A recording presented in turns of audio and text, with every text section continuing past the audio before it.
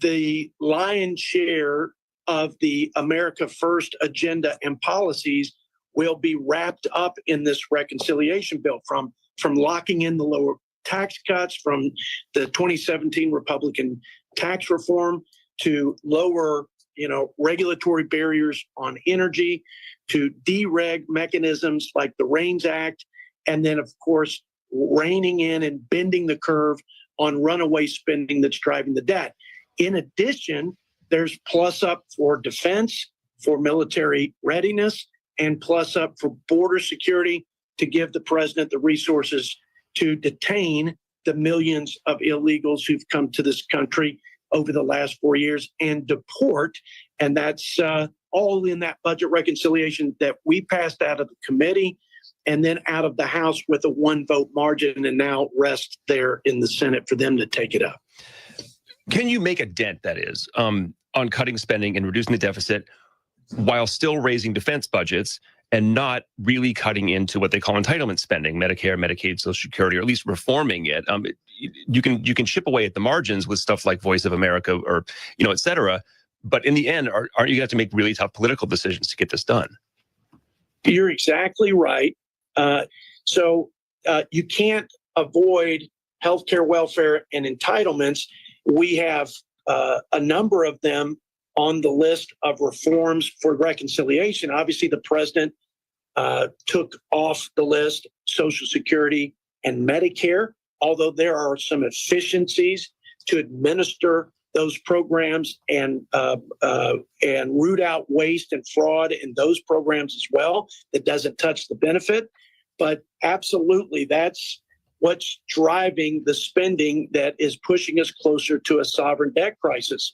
And there's hundreds of billions a year in wasteful, fraudulent spending alone, not to mention unnecessary spending throughout the federal government and the $7 trillion annual budget.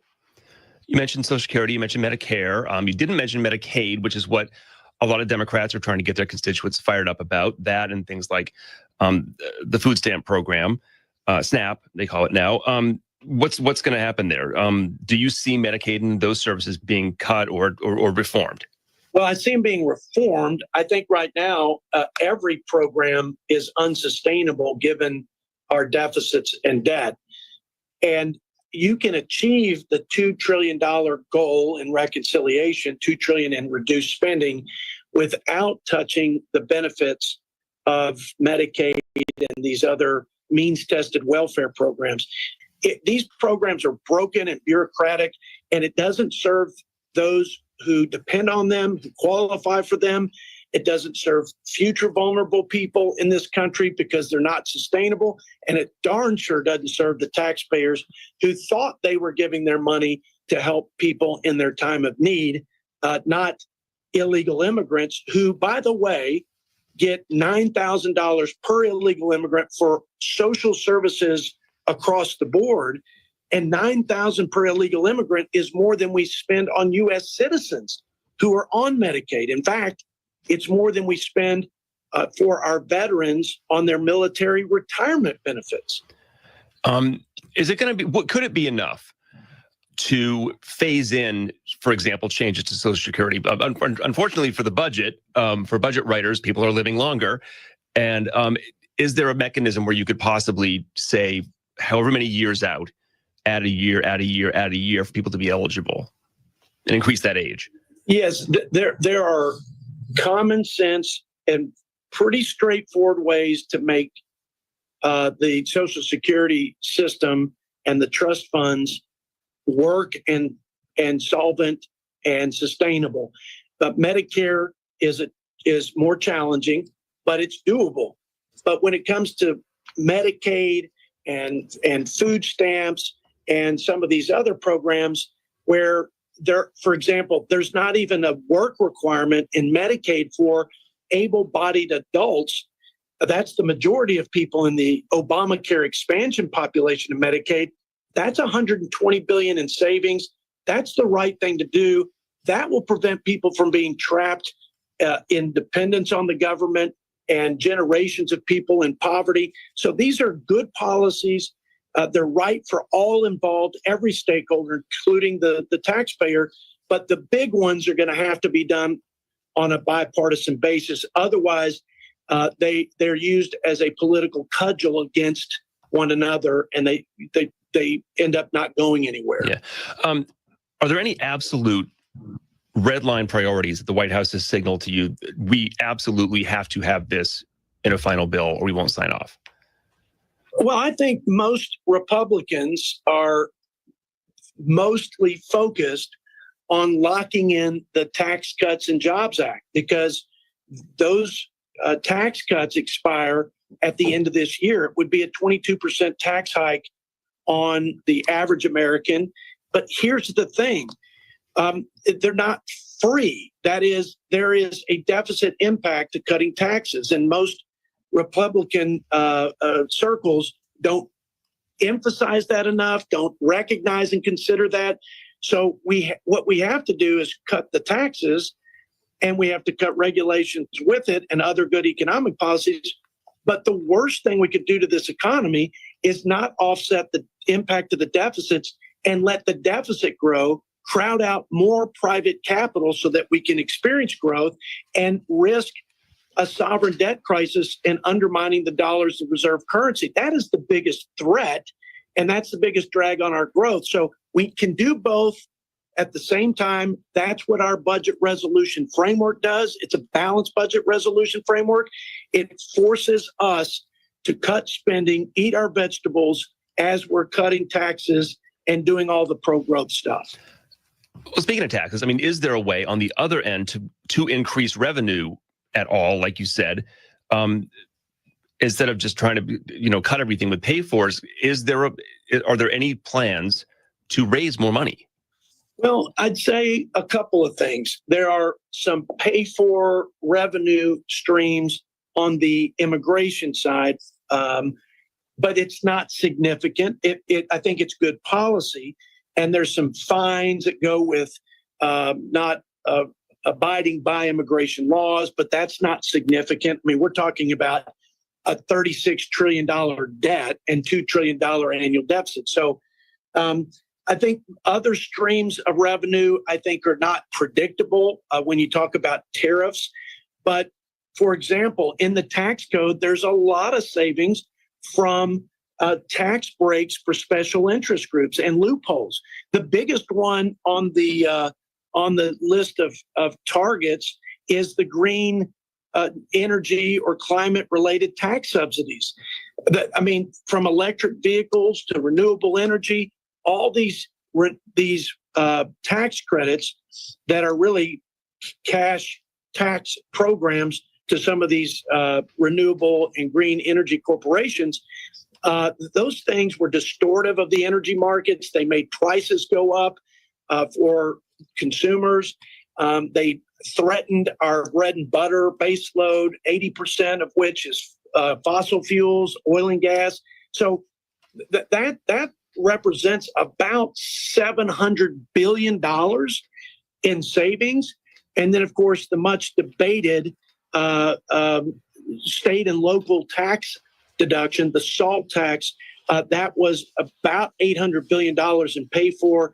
That's being discussed now on changing it the other way. That is actually raising the cap for people in New York and California. First of all, would you, if this was on the other foot, if you guys were in the minority, would you be mad at your leader for doing what Schumer did? And what would you say to Democrats in and out of Congress that are upset with him? Well, I don't think he had a choice politically. I just think it would have ended up being the Schumer shutdown, and it would be counterproductive. So I think he did the right thing politically. But, at this point in time, there's a lot of frustration in the Democrat Party, rightfully so, because they're wandering in the wilderness after that butt kicking in November election. And Trump is at, warp speed advancing the America First agenda that he was hired to do. So they're desperate for some momentum. They're desperate for a win, but we keep jamming them with, I think, good policies that reverse course on the last 4 years and put our country on a path to a safer, stronger, more prosperous future. Jody Arrington's the chairman of the House Budget Committee, proudly representing Texas 19 there in West Texas. You've got Lubbock, you've got Abilene. Congressman Arrington, good to talk to you. Thanks. Thanks so much, Chris. God bless. This is News Talk STL at 1019, 94.1 and newstalkstl.com.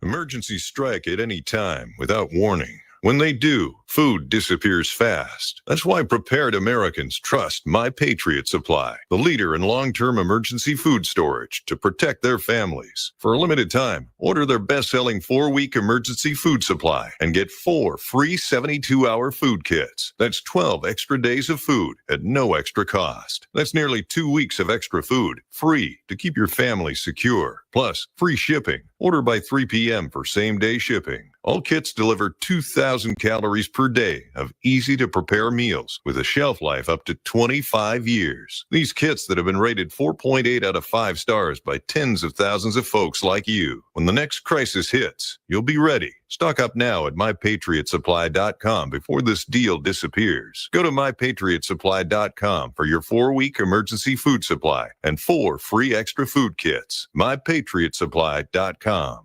Seems everything costs more these days. Gas, groceries, and when's the last time you checked your wireless bill? Yikes. When it comes to big wireless, if you're staying, you may be overpaying. Here's how to get the same fast, reliable nationwide coverage without the big wireless bill. Switch to Consumer Cellular. Plans start at just $20 a month, and that's not a short-term promo. Our U.S.-based experts will get you switched and saving in about 20 minutes.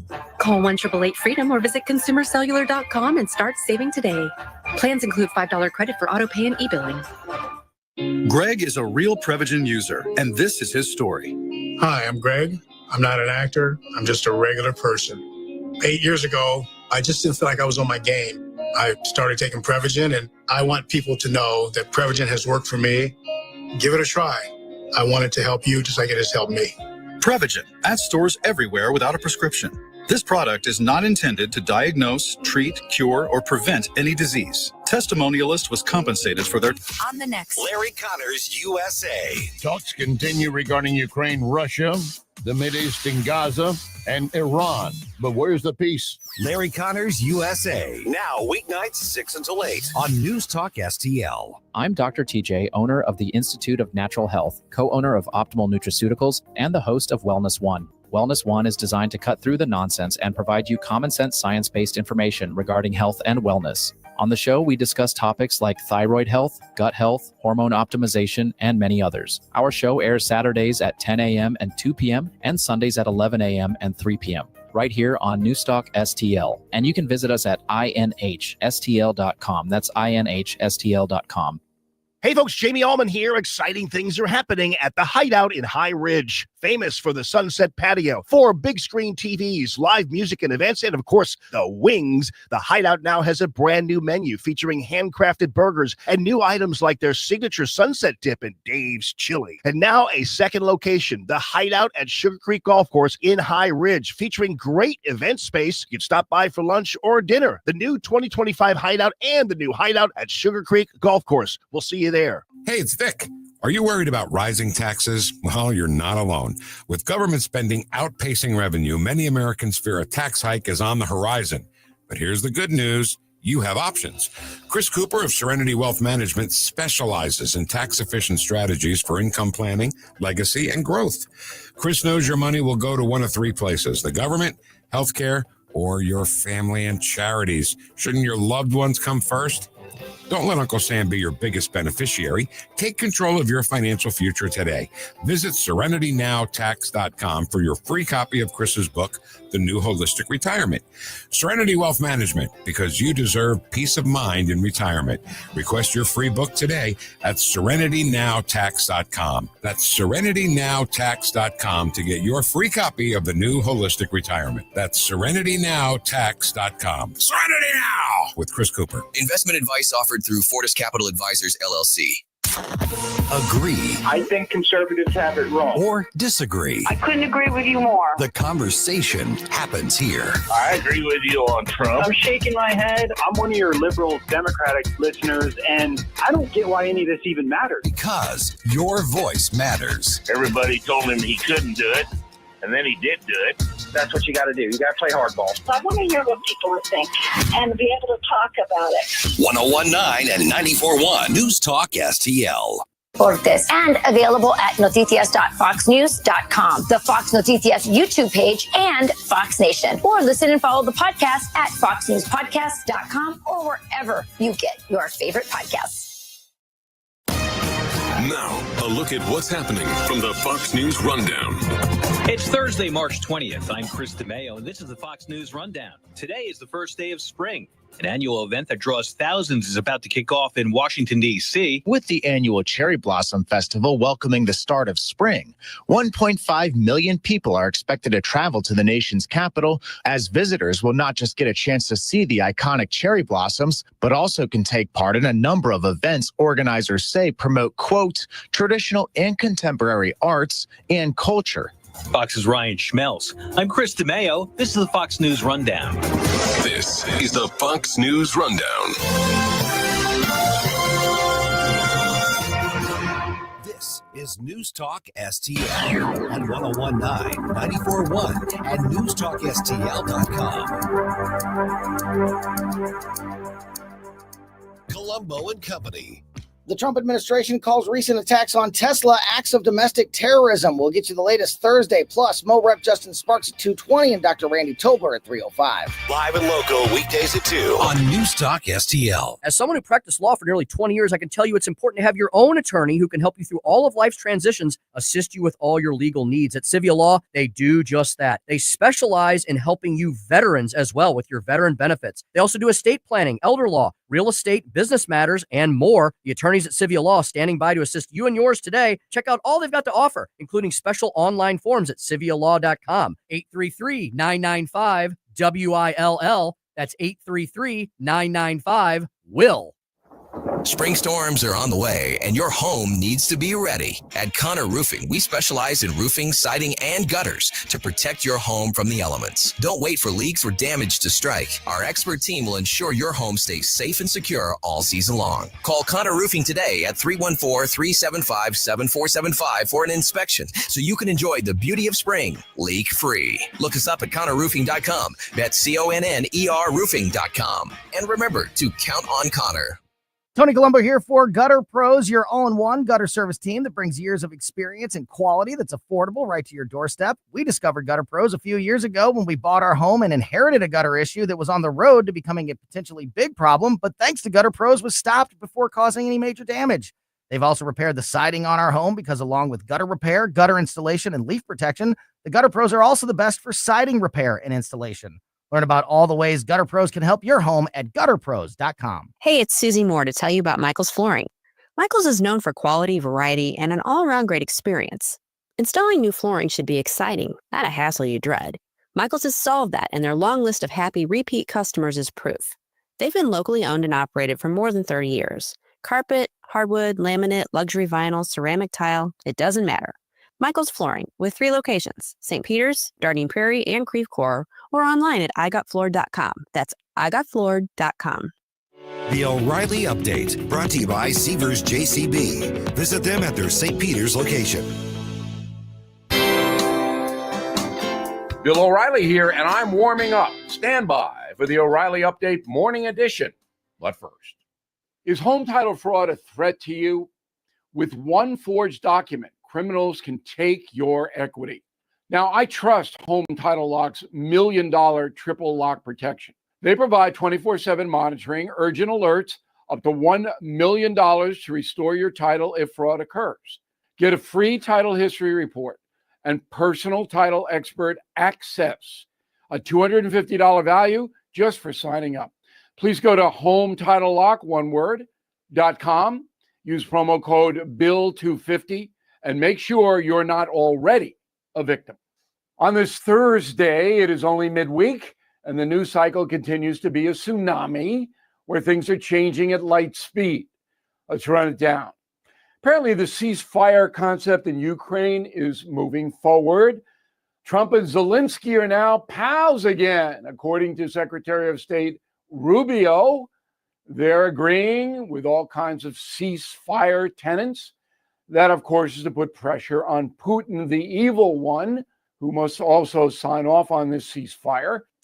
The JFK files are out. Nothing huge in it, as I predicted, but there was CIA surveillance of Lee Harvey Oswald. If you read my book, Killing Kennedy, you know that. And the extent of the surveillance is still not well defined, even with all of these documents. We know that Lee Harvey Oswald defected to Russia, came back to the USA, then tried to get into Cuba. So obviously the CIA was going to watch a former Marine who was a sharpshooter, and they did. But somehow they lost track of Oswald. Anyway, I'm on this story. Finally, you can forget about the Epstein files. That evil person was incarcerated, committed suicide, as you know. But those files are going to be held up because there's a lot of names in them, and those people will be crushed even if they didn't have much association with that monster. Back after this. You don't wait for your car to break down before you get an oil change, right? So why wait until you're sick to get medications you need? All Family Pharmacy makes it easy. Get ivermectin, antibiotics, and more with a prescription included, no hassle. Order online and they'll ship it right to your door. Stock up now at allfamilypharmacy.com/Bill. Use code BILL10 for 10% off. That is the Morning O'Reilly Update. More analysis from the Michael's Flooring Outlet Weather Center. I'm First Alert 4 Chief Meteorologist Steve Templeton. Strong winds this evening, gusts 40 to 50 plus miles per hour. That can take down tree branches, so keep in mind we're going to have some strong non-thunderstorm winds through the evening. They'll ease a little bit overnight tonight for St. Louis. And a low down to 35. A little light rain or snow mix possible in the morning, mainly pre-dawn hours, but no accumulation. But you may see a few flurries before clearing skies. A chilly, sunny, breezy day and a high of 50 degrees. On Friday, warmer and windy, 66 for the high, gusts 30 to 35 miles per hour, and mostly cloudy skies. That's the latest from the First Alert 4 Weather Center. I'm Chief Meteorologist Steve Templeton. Staff Sergeant Mark Anthony Madrid. Staff Sergeant Samantha Cowell. I'm Staff Sergeant Alex. I'm Staff Sergeant William Lewis, and I am proud to defend my family and our nation. The Air Force Reserve is part of the story of this great nation. I'm grateful that I have a chance to wear the uniform of the heroes that went before me. I'm proud to be part of a team that helps make a difference in the world. Every day, men and women from communities across this nation serve as reserve citizen airmen. Even as technology evolves and changes, our commitment to defend and protect this nation remains steadfast. We celebrate those who have served and those who are proudly serving. We celebrate our proud history and look towards an exciting and uniting future. Our mission is to fly, fight, and win in air, space, and cyberspace. And I am proud to be a member. And I'm proud to serve in the United States. And I am proud to protect our country. Proud to serve in the U.S. Air Force Reserve.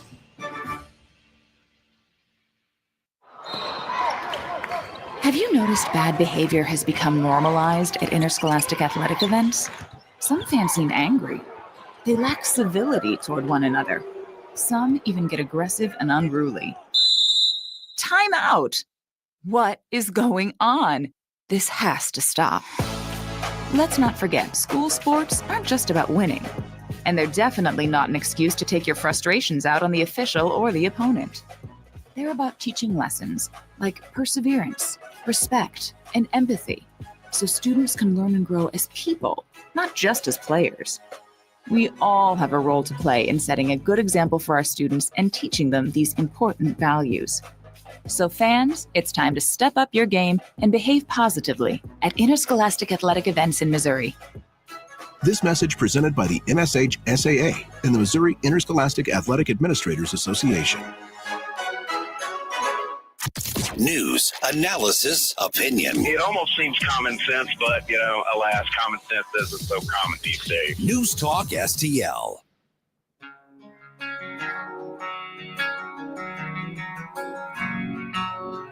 For podcast articles and more, find us on newstalkstl.com.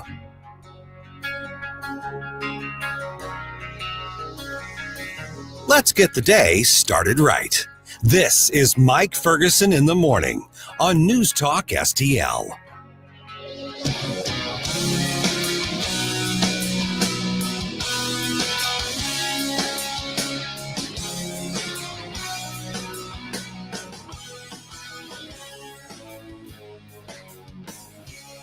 Well, the showdown between President Trump and that one leftist judge has kind of been a thorn in the side continues. We're going to have the update for you here in just a little bit.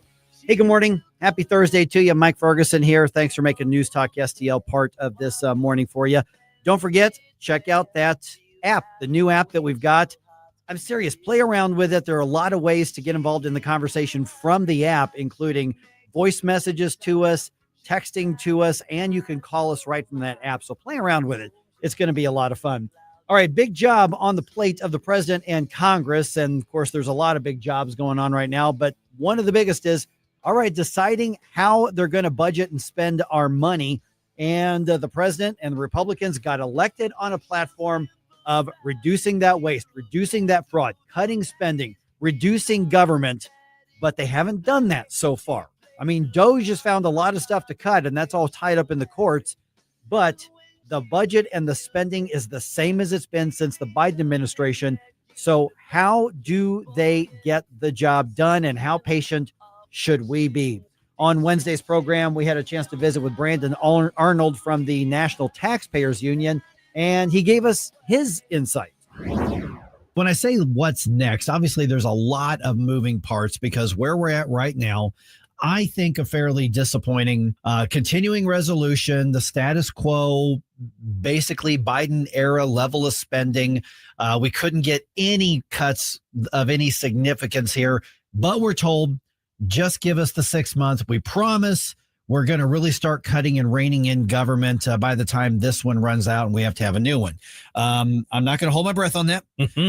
But when you look at what the Republicans are going to be leading on this, what are the priorities they should have to the point of they're willing to stand their ground when it comes to these negotiations from the spending and the budgetary perspective? Yeah, I mean, what they need to pivot to right now are two things. It's not super complicated. They need to pivot to getting the tax bill done because, as you know well, most of the 2017 tax cuts that were implemented by Trump in his first term, most of those are going to expire at the end of 2025. So we desperately need to get that done. And the other thing that you allude to here is we need to start turning the trajectory of the federal government with regard to spending and debt. We need to get serious about cutting spending, about stopping all of the red ink that's flowing out of Washington right now and start moving in the direction of a balanced budget. That's not a quick process. It's not an easy process. It's going to take a ton of time and a ton of work, but that process needs to begin now because if it doesn't start now under Republican leadership at a time when Republican congressional leaders, when Donald Trump, when everybody says we need to be going into that direction, I don't know when it's ever going to happen. Morning, Brandon. Gabe Pfeiffer here. So it sounds like you're a fan of the big, beautiful bill approach where, you kind of throw in all of the administration's priorities. You try to get all of the cuts that DOJ is purporting to find and put all of those in a single bill and kind of expend all of your political capital on that. Is that what you're seeing as the best way forward? Yeah. Yes, I think so. I think that's the best path forward because that keeps the party together, unifies the party. And some members of the party are 100% committed to tax policy. Some are really locked into spending. Some want to see border enforcement. A lot want to see a little bit of all those types of policies.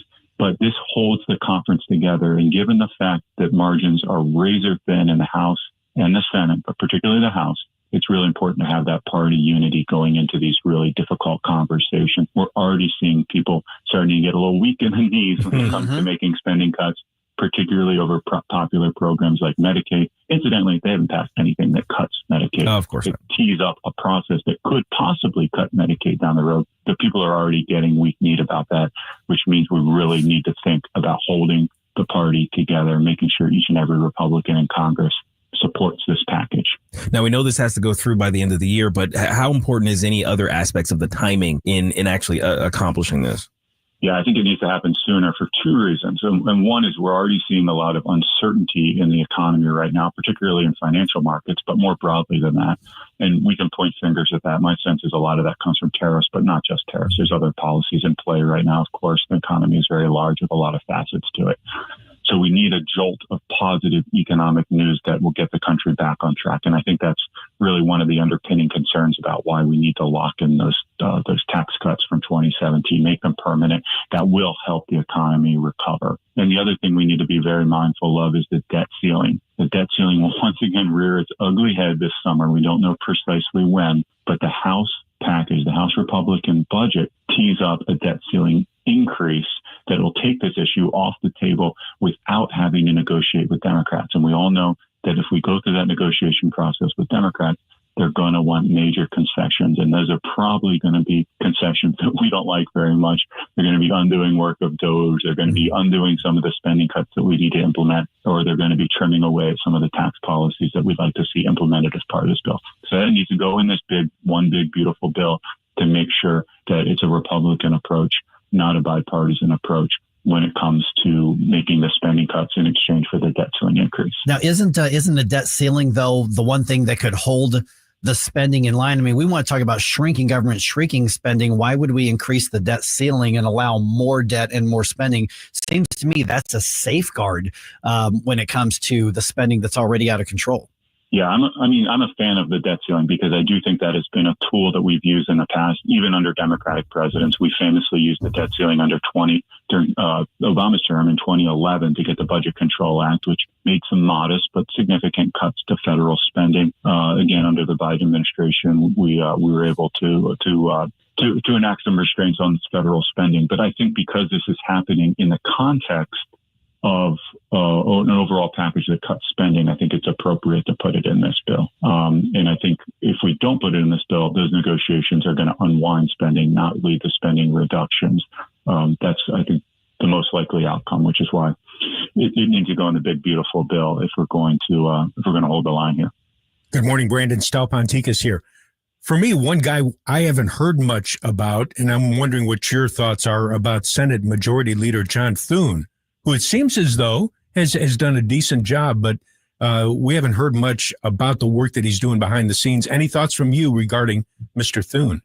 I'm a fan of John Thune. I think he's doing a good job in the Senate. I know what they're doing right now is a lot of behind-the-scenes conversations. The House conference and the Senate conference are very, very different, and moderates have a loud voice in the Senate. You don't have certain issues that you have in the House, like the SALT, the state and local tax deduction. But when it comes to tax policy and when it comes to spending policy, you do have a very vocal set of folks that are a little bit more hesitant to cut Medicaid and to undergo some of the spending reforms and changes that probably need to take place.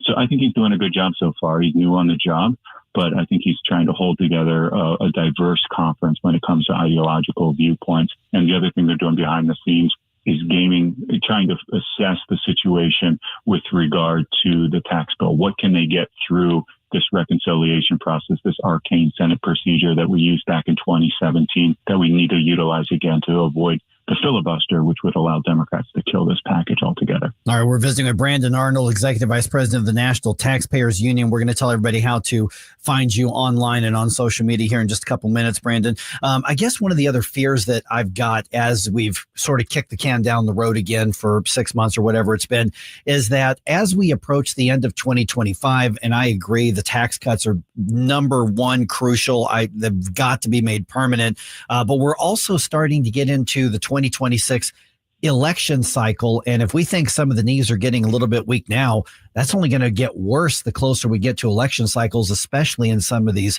purplish, vulnerable districts, because God knows what kind of chaos is going to happen between now and then. So kind of to relate to the question that was asked a little bit earlier, the timing of this seems to be that this would matter. If some things can be agreed upon early, is there a benefit to say, okay, let's go ahead and improve that part, and then we can get what we could get now and then try to get the rest later? Or should it all absolutely be held out for one bill itself?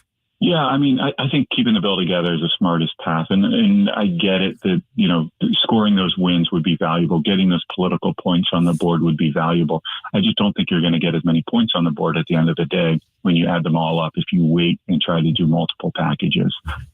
Keeping the folks together, keeping the Republican base active, I think, is really critical here. And all the polling data that we see, all the anecdotal information that we see from talking to people outside the Beltway suggests that, people are excited about tax policy, but I think the base is more excited about the work of DOGE and the spending cuts. I think people are really frustrated with the amount of red ink that we've run up, particularly under the Biden administration. Spending right now, if you measure it as a percentage of GDP, which I'm getting super nerdy here, I apologize.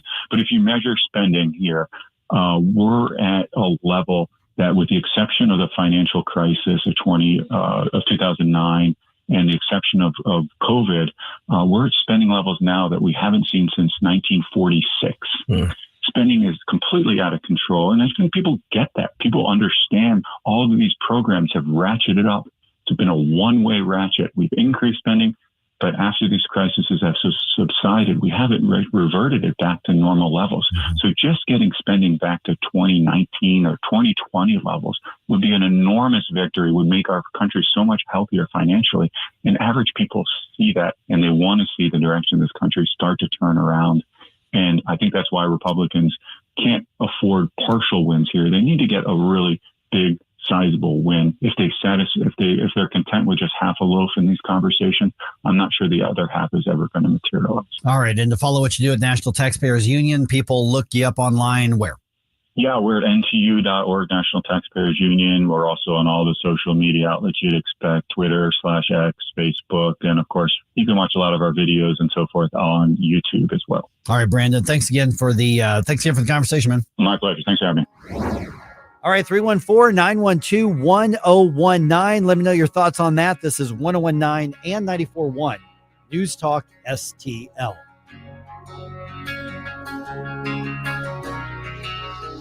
Follow us on Rumble at News Talk STL.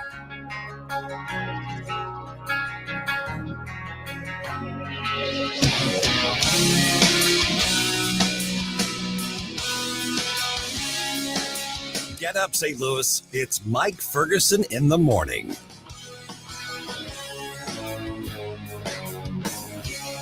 What happens next? My fellow citizens, the golden age of America begins right now. Happens right here. We will not forget our country. We will not forget our Constitution. 1019 and 94.1 News Talk STL. Tony Colombo here for my dentist, Dr. Matt Boscia at New Creation Dental Care, the one-stop shop for all your family's dental needs. And Dr. Boscia is always expanding his services, now including the incredible all-on-4 full arch implant procedure, full mouth restoration that can give you back your smile in as little as 1 day. No more suffering with damaged or missing teeth or poor fitting dentures. You can see some amazing smile makeovers, learn more about the all-on-4 procedure, and see everything Dr. Boscia can do right now at newcreationdentalcare.com. Looking for a unique dining experience? Discover Affinity Kitchen, the Midwest's only authentic Uyghur restaurant, now open in Chesterfield Valley. Join us for a culinary journey through halal Chinese cuisine that's already winning hearts in New York and LA. Our locally owned restaurant brings the vibrant flavors of Uyghur culture right to St. Louis. Visit us today and receive a free eco tote bag with any purchase over $35. Affinity Kitchen, where tradition meets taste. Find us in Chesterfield Valley or online at affindykitchen.com. Tim Jones and Chris Arps in the afternoon. David Stokes, Director of Municipal Policy at the Showman Institute. We should rely on property taxes more because people hate property taxes. Because people dislike property taxes, they think long and hard before passing new property taxes. On the Show Me Institute Twitter page, a number of people have told me how stupid I am. Tim Jones and Chris Arps, weekdays at 4 on News Talk STL. Jamie Allman here for O'Fallon Family Floors. Experience the passion. Oh, yeah. You can go in and see the best variety, the best pricing, the best quality, the best personalized service right there off of Highway K in O'Fallon, or you can have the store come to you. Oh, yeah. Brian and his team take great pride in running a fantastic flooring outlet, and you can get their 5-star ratings right there on Google. Just check it out. It's O'Fallon Family Floors, O'FallonFamilyFloors.com. I heard the call to serve, so I answered. I earned a title and discovered my purpose. I found belonging, an unbreakable bond with my fellow Marines. We fought to overcome adversity together in defense of our nation and its people. I've lived a full life, rich with meaning. And even though I no longer wear the uniform, I am still a Marine. My service has come full circle. I will always look after those around me. I will always uplift and support my country and my community. Because that is the promise I made. That is what it means to be a Marine. Semper Fidelis.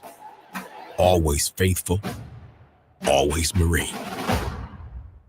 I think we should be able to have a civil conversation. The news and talk that matters to St. Louis. This conversation has completely made me crazy. This is complete insanity. News Talk STL. Hi, this is Mark McCloskey. Check out my show, Mark McCloskey on Fire, Sunday afternoon at 5 here on News Talk STL. Right now, it's back to Mike Ferguson in the morning. So, Mike, I'm out of here for the morning show after tomorrow. Yeah. So I'm going to start today's show with the F word. Oh, yeah. Yeah. Flurries. Yes. I was confused when I walked out the door today. I'm like, wait a minute. It's the first day of spring officially. It is 4:01 a.m. It arrived. Yeah. And I'm walking out a little before 4:01. So I guess it was technically still winter. I was walking out. Wasn't quite 4:01. And I walk out. I'm like, what are these little things flying around? Man, that was confusing to me. Yeah, same thought that I had walking outside and realizing, wait a minute. Yeah. Those are flurries. Yeah, they were. I think they're gone by now. I think so. Probably. Yeah, but I was thinking, wait a minute. I haven't had my coffee yet. I get it. Yeah, that was great. Yeah, but first day of spring officially today. So there's that. I think other than some rain on Sunday, it actually looks like a pretty good rest of the weekend into the weekend. Yeah, I think so. Yeah. I've got a baseball scrimmage on Saturday. So Outdoors? Outdoors. Good. Yes. Yeah. We're going to be out at Bayless High School in South City. Oh, yeah. Yeah. Been there many times. Very nice field. They have I guess it's Afton. Yeah. Yeah. Basically just, Afton right there. Is that the one where the field's hiding behind the school? That's it. Yep. That's the one. I've never seen the field. It is a really well done artificial turf infield and then a pretty well maintained grass outfield. Good. But I really enjoy playing. One of the guys in the league is one of the coaches, I think, on the softball team there. So if we agree to make a donation to some of their I think it's like their either prom night or graduation night, like party to keep all the kids safe. Mhm. So if we all make a donation to that, they let us come in and use their field. Very good. And that sort of thing. So Nice. hey, we're happy to help keeps kids safe, Yeah. Then get out there and play. So yeah, it's a pretty cool thing there. All right, a couple things going on here. Don't get Flashback Friday tomorrow. Mm-hmm. Your last Flashback Friday. Holy crap. Yeah. Man, so make him good. No pressure, but this is his last one before he moves on to the days times and does the middays with Jamie Allman and Tony Colombo starting on Monday. So get those requested today, and then you'll be handing this over to Jerome. Yeah. Which will be interesting because I don't know that Jerome was alive during the 80s. I don't think so. Yeah, so he's going to get an education on 80s music. I think he said he's in his late 20s. Well, so then let's see. that's late 90s he was born then. Yeah. Man. Okay. I feel really old now. All right, it is 5:53. Think of right how I now. feel. Yeah, really, imagine. So first day of spring, first day of the main part of the NCAA tournament. I'm not including the playing games. Just basically a lot to tempt you into not working today. Mm-hmm. Pretty much. Because it all kicks off at 11 a.m., I believe. I think so. Yeah, I think Our so. time. I've put in the news dump here the time that the teams we're interested in here locally when they play, Mhm. and the local angle doesn't start till 1 o'clock our time. But I think 11 a.m. is when the whole thing tips off here. Quick update for you regarding the St. Louis police officer who was really at one point he was in critical condition, so he was critically injured. He is going to survive. But the department and the family was careful to not release his name, obviously for privacy reasons and safety reasons, but they have decided to do that. And the reason that they're doing that, I'm guessing, is because they have set up a GoFundMe to help him and his family, which you can find. I'm going to have this through the news part of the show, 3 times today. But his name is Nathan. I'm assuming this is pronounced Spiess, S-P-I-E-S-S. Okay. Spice or Spies, 31 years old. And he was injured on the job before. We knew that. We were told that he'd been injured on the job and he came back, but we didn't have any information on what happened. I didn't know. He was shot in the line of duty before. and came back to work. And then he was hit by this vehicle on Monday while he was trying to arrest a suspect who was started a police chase in a stolen car. And that was all connected to a carjacking case. So this guy was taking down a suspected, because nobody's been convicted, but suspected, alleged violent criminal on the streets in St. Louis, gets hit by the car, loses part of his leg. And it turns out that he'd been shot in the line of duty before and then came back. I didn't know that. I didn't know that till this morning. So I've never met Officer Spies. I hope I'm saying his name right. Maybe it's Spice. I don't know. But that certainly speaks volume of his courage. And clearly the kind of police officer he was. And he was hit in the leg. I don't know if it's the same leg that had to have the surgery and a partial amputation or not. But the family has set that up. And so if you go under GoFundMe and just look up SPIESS, that's how you spell his last name, and you want to make a donation, you can do that. Let's see here. As of right now, actually over $57,000 has been raised. Their goal is $90,000. And it was set up by his family, by his twin brother. So that's if you want to see what the officer looks like, it's there. I mean, he's a 31-year-old guy, you know, I mean, fit, guy whose life has been completely changed by these, by these just human scum, who decide to victimize people violently. And so one of the police officers who, makes a living or did make a living getting out there to protect us, now needs our help. And there are things that the department's going to be providing. There are things that, some nonprofits are going to be providing, but that's not going to cover everything. And so he and his family are going to need a little bit of help when it comes to, getting through this recovery process, for a little bit. So he'll be able to do something else, but not on the street, and I don't know whether he'll stay in law enforcement. So I have no idea, but I'm just going to mention that, we do the morning news dump. We'll do one here in about, 8 minutes or something like that. But I made sure that I'm gonna put that in just to let people know out there. And once Gabe gets in, we're going to put that up on the social media link as well, if people want to help him out. Cause that's one thing that we've seen time and time again is once we know something's valid, when we know something's legit, we've got a pretty generous News Talk STL family here. And so even 10 or 15 or $25, I think is going to mean a lot to that family. And really, once again, it's a reminder that folks who are in law enforcement, when they leave home, I'm sure in the back of their minds are thinking, I may not come back here. Right. Exactly. All right. So check that out, but I'll remind you about that again here in a few minutes. And like Stell said, and I said the big tournament starts up. So I've got the update. When can you watch SIUE enjoy being in the spotlight? I will tell you just ahead. Cougars face the Cougars. That's right.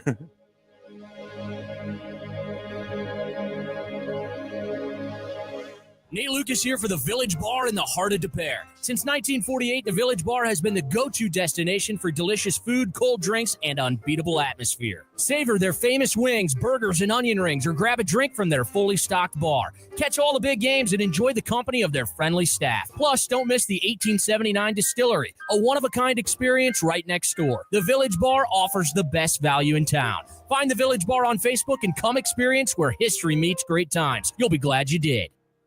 It's that time of season when families, businesses are moving. For local or long distance, I endorse McGuire Moving. Get a date set soon before the schedules are booked. 314-241-0600.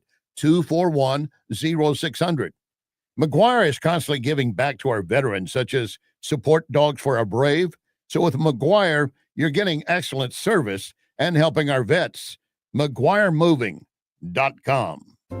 Jewels on Hampton and St. Louis Hills is paying some of the highest prices on gold, silver, diamonds, semi-precious colored stones, coins, flatware, and fine watches on site. Jewels on Hampton is a premier jeweler featuring Alvanza's jewel art designs with an exquisite selection of diamonds, semi-precious stone jewelry, and vintage watches. Their expert design team can restyle your jewelry to today's contemporary style. They also do jewelry and watch repair. Need extra cash? Jewels on Hampton is paying some of the highest prices on gold, silver, diamonds, semi-precious colored stones, coins, flatware, and fine watches. Bring in your collectibles and clocks and sports memorabilia and figurines too. Jewels on Hampton, 4506 Hampton, just 3 blocks south of Chippewa, and jewelsonhampton.com. Call them at 314-752-5000, 314-752-5000, and jewelsonhampton.com. Jewels on Hampton. KLGY HD3 Clayton, K270BW Bellefonte, KNBS Bowling Green. This is News Talk STL at 1019, 94.1, and always streaming at newstalkstl.com.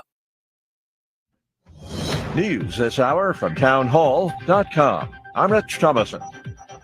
The Justice Department playing hardball with a federal district judge over the administration's deportation policy. The DOJ is resisting a federal judge's demand for more information about flights that took deportees to El Salvador over the weekend.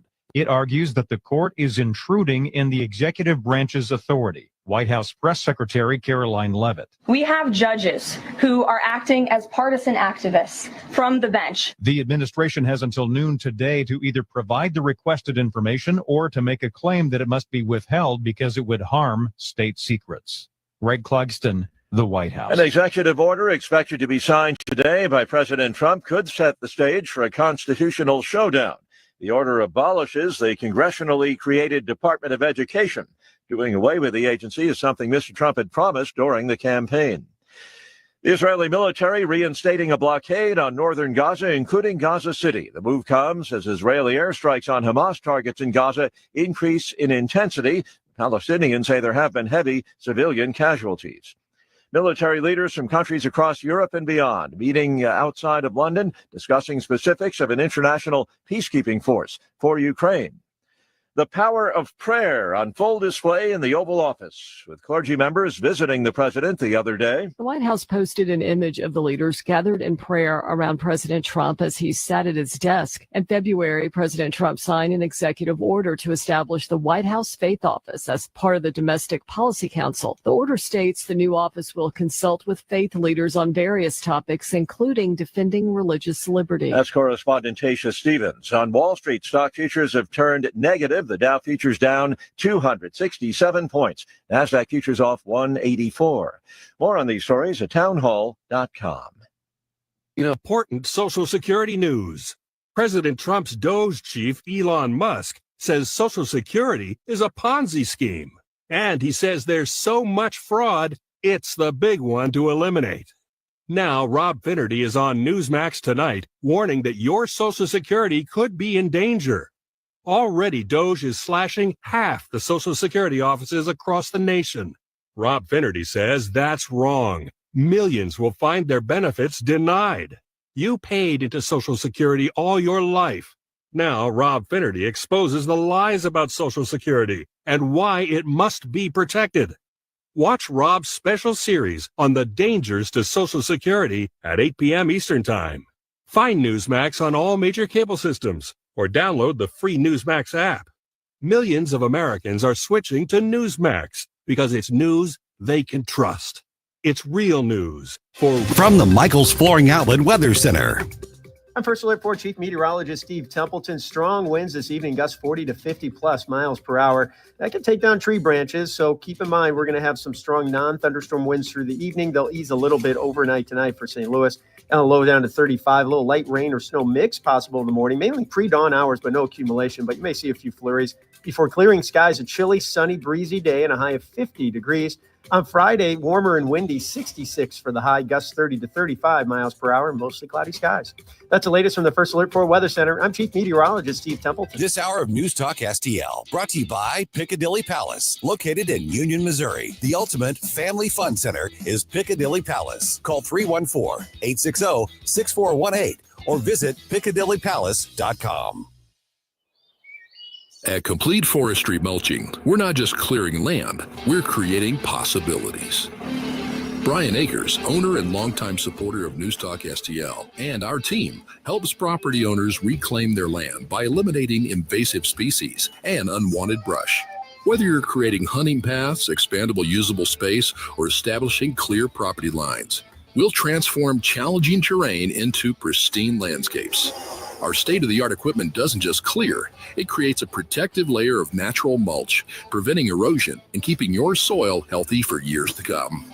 Take control of your property today and save $500 on a full day of forestry mulching services. But hurry, this offer won't last long. Call Complete Forestry Mulching at 314-805-9902, 314-805-9902, or find us on Facebook. Complete Forestry Mulching. Together, let's clear the path to your property's future. You talk about race relations. This conversation has completely made me crazy. This is complete insanity. And I'm sick and tired of it. 1019 and 94.1. I find it to be a conversation starter. News Talk STL. Mike Ferguson. We the people. Gabe Pfeiffer. It's not rocket science. Rocket science. Get up! Get up! Can't you hear the alarm? Get up! Get up! Mike Ferguson in the morning on News Talk STL. Good morning to the people of St. Louis.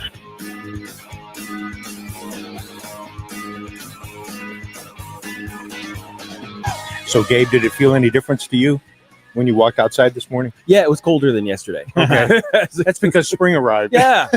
Spring in St. Louis means, here's a quick cold front for you, just in case you thought you'd get comfortable. Yes, 101 straight up on Rumble's like, it's cold outside, Mike. I thought it was springtime. Yeah, St. Louis likes to mess with you. I imagine St. Louis is like a 4-year-old on the controls of weather, just going,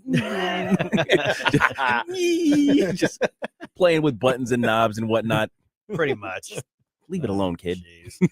All right, here's what's happening here. I mentioned this a couple minutes ago, but I want to go into a little more detail. A fund is set up to help a St. Louis police officer injured on the job.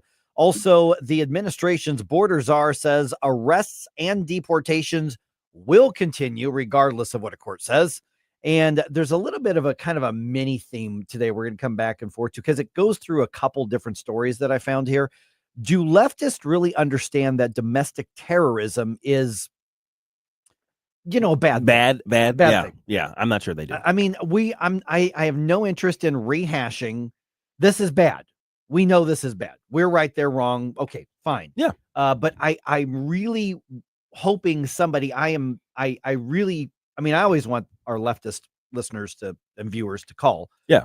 But today is a particular day because I want somebody to explain to me the thinking that justifies some of the things that have happened and that are happening, and including pop culture left wing encouraging actual violence and domestic terrorism. Yeah. So there's a lot of justification of that. All right, 6:07. Let's go and dump some news on you here. Wake up, America. It all worked out. They got all the news. The morning news dump. St. Louis police released the name of the officer who was badly hurt on the job this week.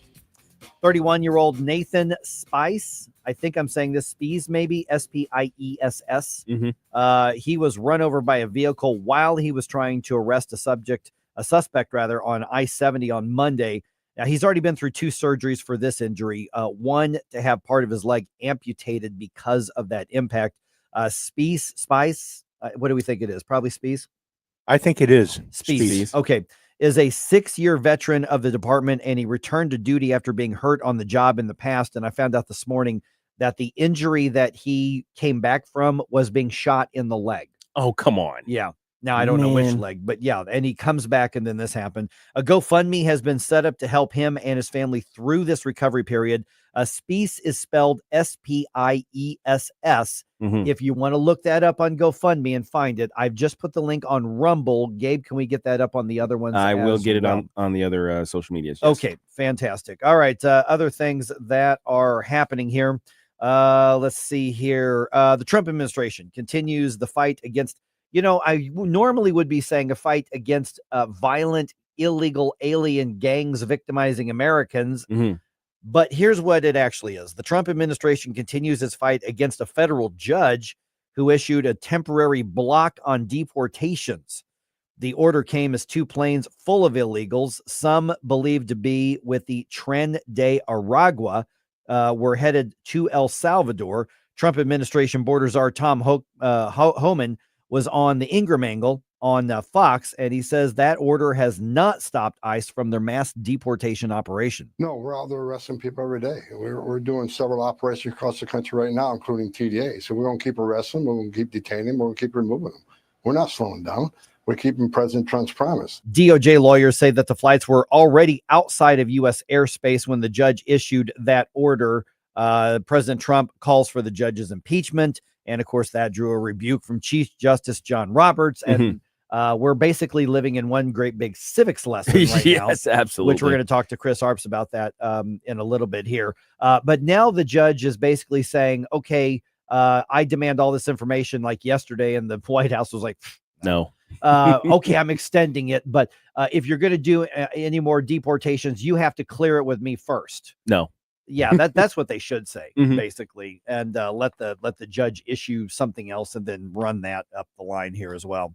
Speaking of immigration, here's a completely different angle to it. President Trump unveiling his plan to launch, he's talked about this in the past, a so-called immigration gold card that would allow wealthy foreigners to pay $5 million for a fast track to U.S. citizenship. The president was on the Ingram angle on Fox, where he says that the revenue from the gold cards will be used to pay down the national debt. At $5 million, you're getting a lot of things, but you're getting $5 million. Let's say we sell 1 million of them. That's $5 trillion. We are now a unbelievably successful country, paying down tremendous amounts of debt. It's all going to pay down debt. We're going to have very little debt. So I don't have any issue with saying, yeah, you want a fast track and you want to come in legally. Sure. That's entrepreneurial thinking. Yeah. I'm not buying that the government's actually going to use it to pay down debt. I don't see that happening. I'm not sure how you can mandate the direction of that just because, the government is such an opaque system, and it's hard for me to understand exactly what happens when our money goes to Washington D.C. But I seriously doubt that it can go directly to debt. Yeah, I don't see that happening. It'd be nice, yeah, for sure. It's a fine idea, but I can't imagine government going, look at all these millions of dollars. Let's just pay down the credit card bill. That's not how government thinks, unfortunately. Yeah. All right. The president also says the visa will produce more jobs and bring wealthy business people to the U.S. That part likely absolutely true. Oh, absolutely. Yep. Especially as other Western countries around the world are making it harder and harder to be a millionaire in their countries. Like, hey, basically, if we become the oasis of the millionaires, that sounds like a pretty good deal, right? For America and them. Now you still got to vet them. Don't just take in a bunch don't just take in a bunch of Saudi princes who hate us. But, right? Exactly. We're not taking any a drug lord billionaires from Colombia. Yeah. Oh, geez. All right. A former presidential candidate faces criminal charges in St. Louis County. And I want to go into more depth on this at 6:20 here, okay? Because this is going to kind of start that discussion about what goes through your leftist head to justify this sort of thing. Left-wing nut Jill Stein, who was the Green Party's nominee, is accused of first-degree trespass and fourth-degree assault. Stein is accused of hitting a police officer during an anti-Israel pro-Hamas protest on Washington University's campus last April. All the charges are misdemeanors, but like I said, I want to go into more depth on this around 6:20. Yeah. Here, let's do that. Let's see here. What else is going? Oh, yeah. Of course, NASA astronauts Butch Wilmore and Sonny Williams returned to Earth on Tuesday after spending 9 months aboard the International Space Station, after only being slated to be in space for a week. So they had to call their dentist and they're like, hey, I can't make it on Tuesday because I'm in outer space. It's awkward. You hate that? I'm out of town. Yeah. SpaceX CEO Elon Musk says he offered the Biden administration to bring them back sooner, but that offer was rejected. I saw this. He confirmed that it absolutely was a sort of political thing. Yeah. So there was an earlier window where they could have gotten them months earlier. And there were members of the previous administration, who said, oh, no, that never happened. No, Elon says it did happen. Confirms it. Yeah. I offered it. Congressman Mike Lawler is a Republican out of New York State. He was on Fox Business's The Evening Edit saying, just to what you guys are saying, he says politics should not have been involved in this situation at all. This is the type of stuff that politics should have no place in. especially, when you're talking about leaving astronauts in space for an additional 9 months when they could have been home, in just over a week from when they got there. But politics runs pretty much everything at this point. Absolutely. Oh, man. All right. A few things going on sports wise here. The NCAA's round of 64, the actual tournament, not the play in to get to the tournament, starts today. SIUE plays top ranked Houston at 1 p.m. A battle of the Cougars, as Stell pointed out. That game is on TBS. So 1 p.m. our time. If you look at all the websites, it's going to say 2 p.m., but that's Eastern time. So 1 p.m. our time on TBS. Battle of the Cougars sounds like an interesting night at a bar on the east Yeah, side. that's right. It really does. It does. Mizzou takes on Drake tonight at 6:35. That's actually probably going to be a pretty good game. You can watch that one on True TV. Okay. Which isn't that the crime TV channel? I thought so, but maybe not. I don't know. Must Maybe be not. owned by someone who Yeah. can tie in. Yeah. I think it's owned by the TBS Yes. ownership, I Okay. think. So, yeah. All right. The Cardinals beat the Nationals 7-1 in spring training on Wednesday. Alec Burleson, Victor Scott II, and Nolan Gorman all had home runs. Steven Matz went 6 innings. He only gave up 4 hits and that 1 run. The Redbirds do not have a game today. There is split squad, so 2 games tomorrow. Season opener a week from today. Week from today, yep. The Blues are back at home this evening hosting the Canucks at Enterprise. This one starts at 6:30. This is going to be on ESPN+. All at once depart, destination, making cold my to fight your war. Stop it right now. We give you news, analysis, opinion, and more. Only on News Talk STL. Get up, St. Louis. It's Mike Ferguson in the morning. Get up, in case you hear the alarm. Get up, hey, don't find out. Go Rhino Shield. Never paint your house again. Rhino Shield. Never paint again with Rhino Shield. Listen to what a couple of happy customers have to say. My family's business is over 10,000 square feet, and it did not have the curb appeal I wanted. Our building was really faded. You came out, you gave me all of these options that would fit my building. I don't want to have to paint my building again. 25 years is a long time to not have to worry about the outside maintenance of your building as far as paint. That's a no-brainer. That's why Rhino Shield worked for me. What a wonderful job they did. It's beautiful. They were very thoughtful, kind, considerate guys. Appreciate all the work that these 2 young men did. Call Rhino Shield, 877-25-RHINO, 877-25-RHINO, or 877-25rhino.com. See what we did there? Genius. Tell them, ladies. Don't hate, don't Rhino. Go Rhino Shield. Never paint your house again. Rhino Shield.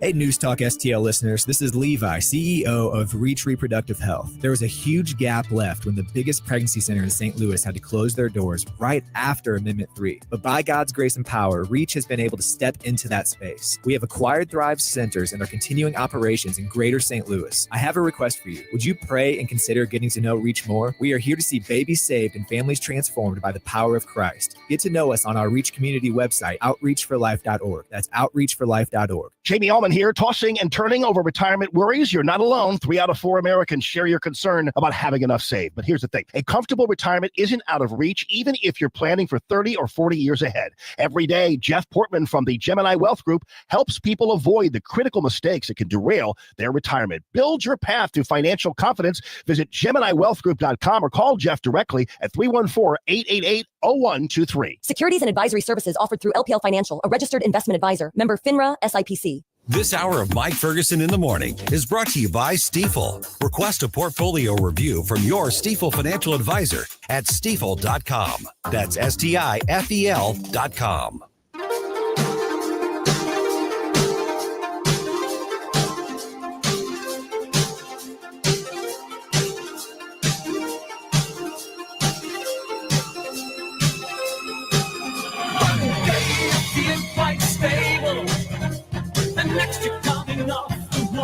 Hi, it's Randy Tobler here. Pour a big cup of coffee and catch my show every Saturday morning from 6 to 9. Right now, it's back to Mike Ferguson in the morning here on News Talk STL. I want to follow up on these charges against Jill Stein. that I just mentioned in the news dump there, because there's a little bit of kind of a mini theme I've noticed in a couple of the stories that came to mind for today's program. Really trying to understand leftist thinking that justifies violence. And I'm not being snarky here. Right. Listen, we know that there are plenty of leftists who listen to the program. You know, I get that. Every once in a while, you know, one or two will call in, and I think we've got a very good track record of being, you know, very respectful and having the conversation and hanging up, knowing that we don't agree on anything. Sometimes friends, sometimes not. In all seriousness. But leftist, today's one of those days where if you've got the courage to have the conversation, let's have it, because I don't understand what goes through your head on some of these issues here. By the way, we are going to have an announcement of the next News Talk STL event, which is driven by this show. It is going to be Monday at 7:05. This is really cool. I am really excited about this. Let me tell you this. One of the coolest, biggest names in the liberty movement is coming to St. Louis, and we are partnering with a great organization to do that. This person's going to be in town for this event middle of next month, so not quite a month from right now. You absolutely will want to mark off the date on your calendar to be there for it. It's going to be a lot of fun. And it's going to be another one of those get free tickets. Oh, yeah. That's because right. there's a limit to how many people we can have in the event itself. In the room. But Monday at 7:05, you absolutely want to be listening. And then you're going to want to go reserve your tickets like that, because this thing's going to sell out. Well, it's going to be at capacity. There's no question about that. All right. So you remember, gosh, it's been almost a year since those protests at Wash U, and then a week later at SLU that happened. All of these pro-Hamas, pro-terrorism protests were happening. And that's not an exaggeration. That's not an exaggeration. If you look at what the chants were, and you look at the signs and the things that they were describing, the fact that they all wore the same sort of the keffiyeh thing that's in solidarity with Hamas terrorists, you can't draw any other conclusion reasonably. No, it is. I mean, just a left-wing thing. And so remember, Washington University is private property. Yeah. The function's a little different than the public university. It is different than in a public university. There's still limits. I mean, you can't commit violence and you can't violate other people's rights with your protest. But among those who showed up to virtue signal was Jill Stein, who is a multiple-time Green Party presidential nominee. Now, you may have never heard of her because the Green Party is basically irrelevant, but it's just as you would expect, about as left-wing as you get. Okay, fine, whatever. I think there is a place, you know, for third parties to be out there. I'm not a member of one anymore. I would probably never vote for one again, but she came out and did her thing and was part of the protest, which ended up turning violent on WashU's campus.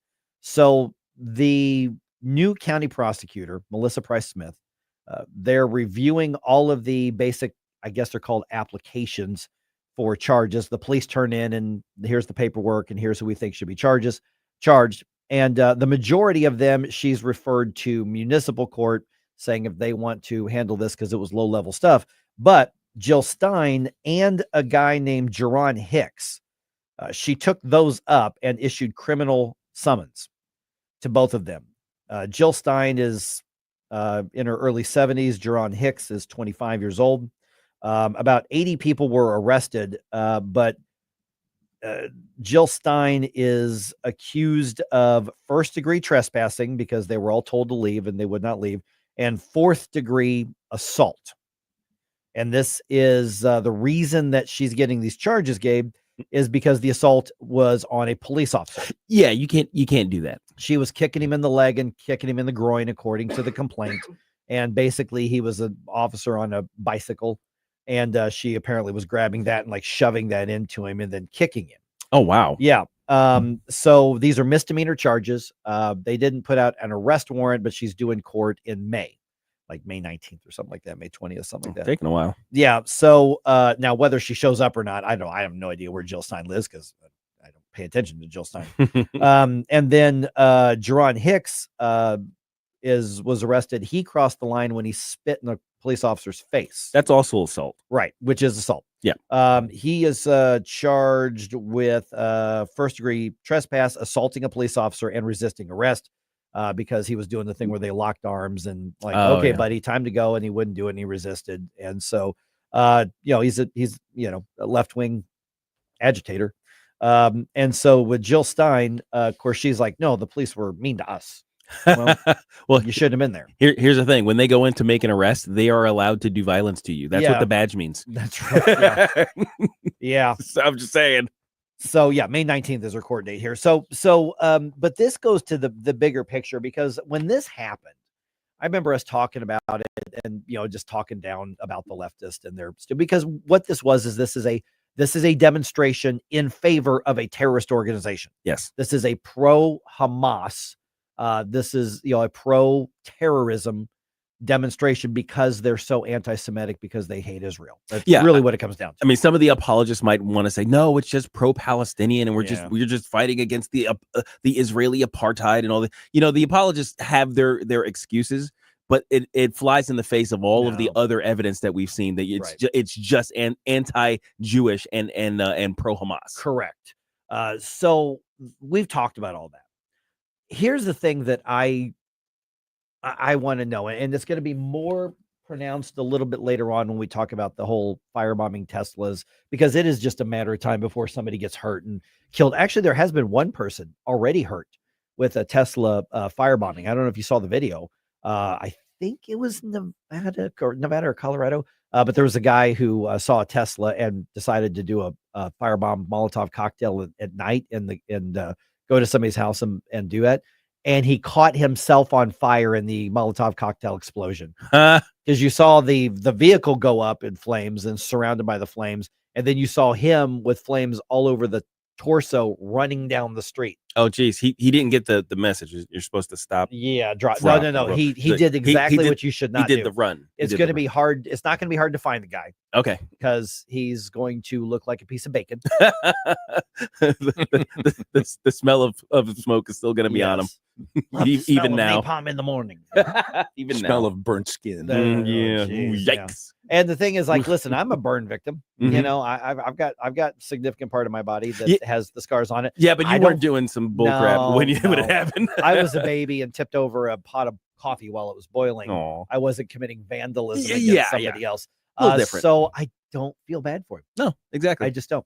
But that's what we're going to get into, because for instance, with Jill Stein kicking a police officer in the leg and in the groin is what the complaint says, which is why Melissa Price Smith, and she put out a statement saying this doesn't have anything to do with free speech. We're not charging her with being at a protest. We're charging her with not leaving private property after instructed by law enforcement and for assaulting a police officer.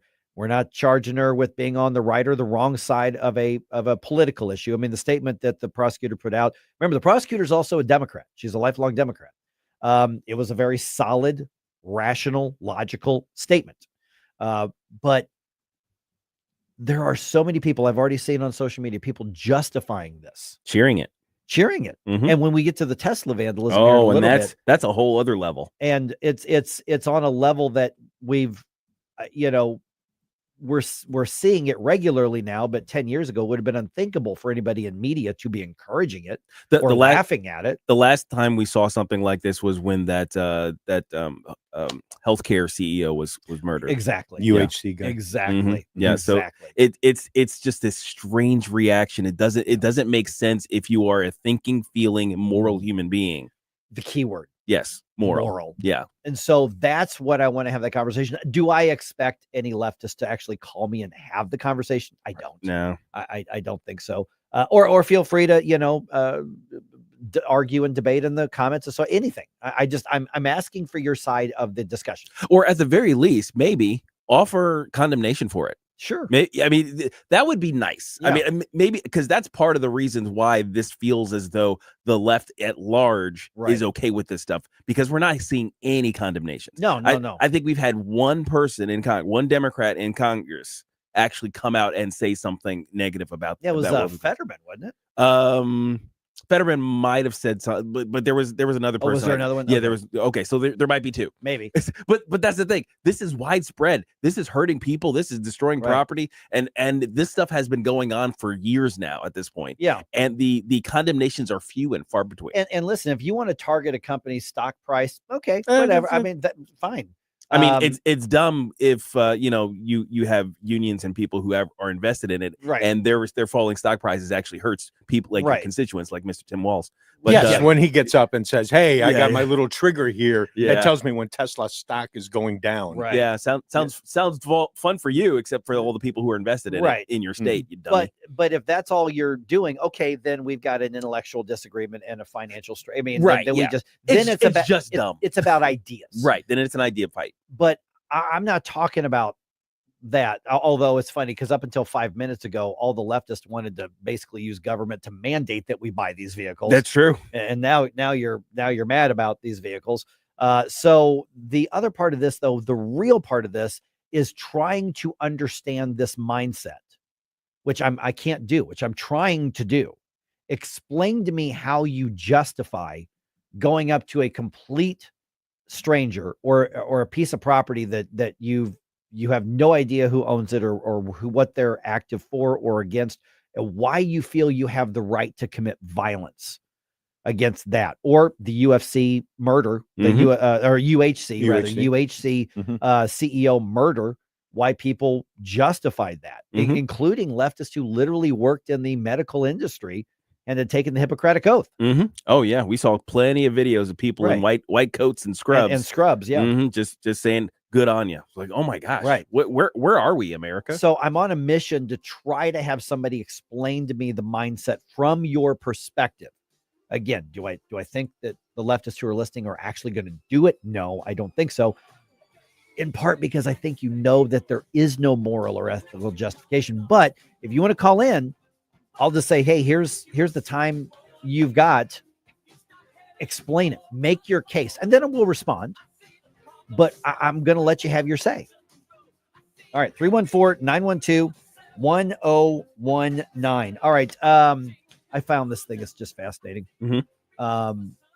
Speaking of mindsets, and this isn't necessarily a conservative, political, or liberal one. There's apparently a new trend that's flying around the internet. Oh, boy. When it comes to traveling. Just take something that somebody else paid for. Oh, okay. What would you do? Let's talk about that around 6:34 here. We give you news, analysis, opinion, and more. Only on News Talk STL.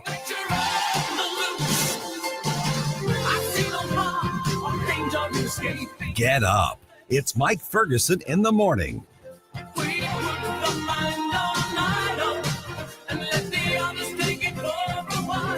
From the Michaels Flooring Outlet Weather Center. Well, in classic St. Louis style, spring has officially arrived, but spring weather is a no-show. It's going to be a much cooler 51 for the high this afternoon. On the bright side, quick clearing this morning leaves us with tons of sunshine into the midday and afternoon, but still a fairly breezy day.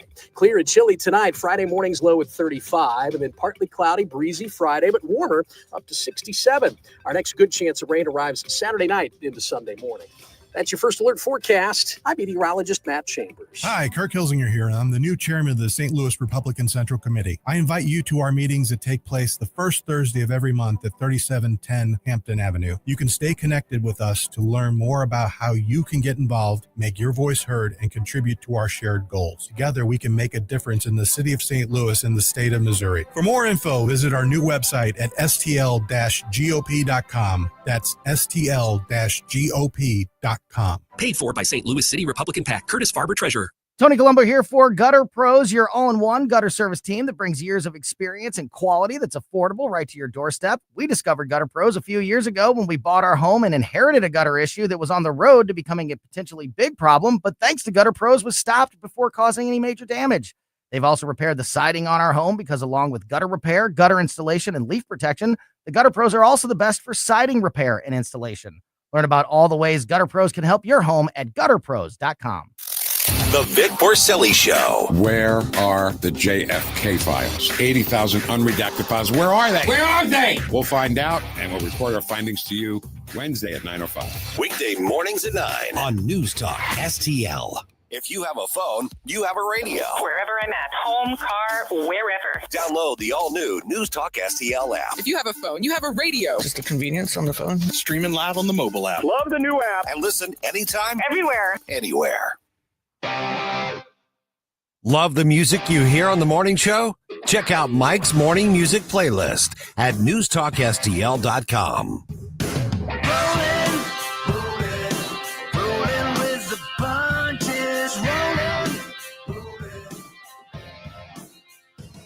Okay, people. Sometimes I don't like them. Sometimes. For me, it's most of the time. Most of the time, I don't like them. Sometimes I like people. Yeah. There are people I do like all the time. There you go. That's a good way to describe it.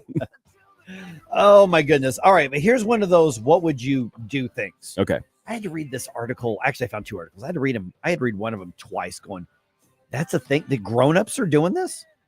What would you do? Send me a note. It's called seat squatting. And apparently this is a trend where people are like going around on the internet saying, just do it. It works. Is this like house squatting rather? Remember folks would come into homes that were empty. Yes. And they would squat on them on the East Coast. And then the owners come back and go, hey, wait a minute. Right. That's our house. Right. Kind of. Okay. Kind of. Yeah, because that one, there were laws passed now because the squatters had a ridiculous amount of rights. Mm-hmm. That because either the law wasn't addressed or the way that the laws were written, had to do with, literally westward expansion and all that kind of stuff, because it got to the point where, because that really made people mad. I mean, there was just an injustice about that because somebody would come home like somebody had been on either a vacation or a business trip, or they had they had a rental property that, had been vacant for a month or whatever, or 2 months. And then somebody comes in to do something and finds that somebody's just moved in. Well, I think that you have somebody who's breaking and entering, but the police would get there and go, well, it's a civil matter. You have to go to court to evict them and do the process. That's so dumb. Now, I say the lesson there is if you live in one of those states, you don't need to call 911. Just go get a few very large friends, promise them payment via, 12 packs of beer or whatever, and go take care of business. I'd toss a guy out of a house for a pizza. Yeah. There you go. I'd do that. That sounds fun. So this isn't quite at that level. Okay. But it's still infuriating. Same mindset. Yeah, maybe. Exactly. By the way, the News Talk STL app, we got a lot of cool features on that. You can play with those. And so download or update your app. Click go, play with the Wheel of Fun, and get used to being a part of the program like that. Because like a lot of people love to send messages on social media, which is fantastic. We're still going to take those. But you can call us through the app. You can record a voice memo and just shoot it to us through the app. There's a lot of ways you can do that. Okay, so seat squatting. Apparently, this is a thing now. And so what happens is you get your ticket for a flight and you buy, the economy class or whatever it is. But you decide you want that better seat. Oh, no. And so you get on the plane and just sit there. So it's take it. All right, I got a middle seat. Well, let me just take this window. Right. And now the Southwest is doing away with just open seating. Everybody, you're buying a particular seat, and some seats they charge more because they're better seats. Right. Now there's the first class thing, and then usually there's a better. Well, there's the exit row seats. There's the exit row seats, but then there's like you got the first class seat, which I've never flown first class, and then usually some of them have a little better seating, and then you got your economy for the right. What's the one that you call, Gabe? The bulk. Oh, the bulkhead seat. The bulkhead seat. Yeah, the seat right behind first class is usually pretty good too, because you don't have a set of seats in front of you. You get a little bit more leg room, but you've got no underseat storage, so everything has to go up top. So there's a little trade off there. So between that and the exit row seat where you get a little extra room, some of these airlines are charging more on like for the window seats and stuff like that too. Well, let's take that first row of seats. Yeah. For instance, my mom has had knee replacements. That first row of seats is best for her. Yes. Because she's got that little more leg room to if she's gonna fly somewhere. Might be willing to pay a little extra to get that seat. And so you reserve that seat. Yeah. And so apparently the thing now is some of these people just say, no, I want the leg room. Now, I paid for the economy class of my seats in the last row by the commode, which is the worst. Which is the worst. I've sat there before. Go to the It worst. sucks. And you can't lean back. Nope, you cannot lean back, and the other peasants are back there with you. Yes, that's the other bulkhead seat. Yes, and that bulkhead you're against is the bathroom. Yes. And so my mom goes to get on the plane, and there's some dude there, and she's like, "Oh, sorry, hey, this is my seat." He's like, "No, tough, mine." Really? And this is what people are encouraging others to do: seat squat. What are you gonna do about it? Okay, all right, because they're assuming, like a lot of people would just go, oh, they don't want the confrontation. If you don't want to be on a video of somebody melts down on a plane, you want to be the next one getting in trouble, that sort of thing. And so you just try to find somewhere else. That's what they're going for. But this is like a trend online now, encouraging people, just take it. Just take it. Yeah. The story I found was on, let me bring this back up here. It was on, let's see here. It was on, because I found it on MSN, but they just post other things there. Yeah, it was on, I can't see where the original was. One of them was on Fox News and the other one was, New York Post. But grown-ups, that's wild. Adults, basically, I can get a better seat, so I'm just going to take the seat that somebody else paid for. Get yours. Wow. No. How about no? Okay. So stage one, flight attendant, could you please deal with this? That's really about all you can do. That's pretty much about all you can do. Now, depending on how bad my experience was getting through the airport, my fuse may be a little shorter. Right. So the possibility of it getting into a meme worthy video for the internet could be there. Yeah. It's like, you ever see a man try to eat a carry-on bag? Because I'm gonna show you. I'm gonna show you how that works. So, but let's talk about the mindset here behind this. Again, a little bit of a theme here. Entitlement thinking. Yeah. To some degree. Yeah. I mean, plenty of it. Could this be also that increase in rudeness that we talked about earlier this week? Yeah, that's a good point too, because it's basically the rudeness that goes with entitlement. Yeah. You know what I mean? It's like, this is mine. I don't care about you. And therefore, I can treat other people however I want. So you've got also basically just a decline of basic ethics and morality. Because you may say, I'm not stealing anything. Well, if you paid for something and you're taking that, then you actually are. Yes, you are. Yes. Because you paid to rent that spot. Right. For an hour, 2 hours, 3 hours, 10 hours, whatever it is. That's why they printed on the ticket. Right. And so now the flight attendants, because we're not supposed to say stewardess anymore. Right. The flight attendants actually have legal authority now. They do. They actually do. Mm-hmm. So they, that's really your only option. But what's happening here is apparently with this trend is people are just assuming weak people don't want conflict. They're not going to do anything. Just take it and let them find their own spot. Yeah. So that front row seat there, with the leg room and stuff, like for instance, when you mentioned them, like, oh, that's right. That's the seat that my mom tends to try to get because of her knees that she's had replaced. And it's hard for her to be cramped up for all of us. I mean, heck, my knees hurt cramped up in those seats, cattle call seats they've got us in now. But we've gotten to a point now where this have been unthinkable in the past. Yeah. And now it's just a matter of just take what you can get until you're forced to allow somebody to have what they paid for. It's wild. I mean, the thing that separates us from the animals basically is that we organize ourselves according to a set of morality, that there's a reason, behind the way we treat each other. There's a set of standards that governs the way we do so. Otherwise, it's the law of the jungle. It's the strongest wins. It's the one who is willing to fight for. I mean, compare it to the nature documentaries, right? The lion makes the kill, but if you get enough hyenas together, they can take it from him. That's pretty much that's pretty much how it goes.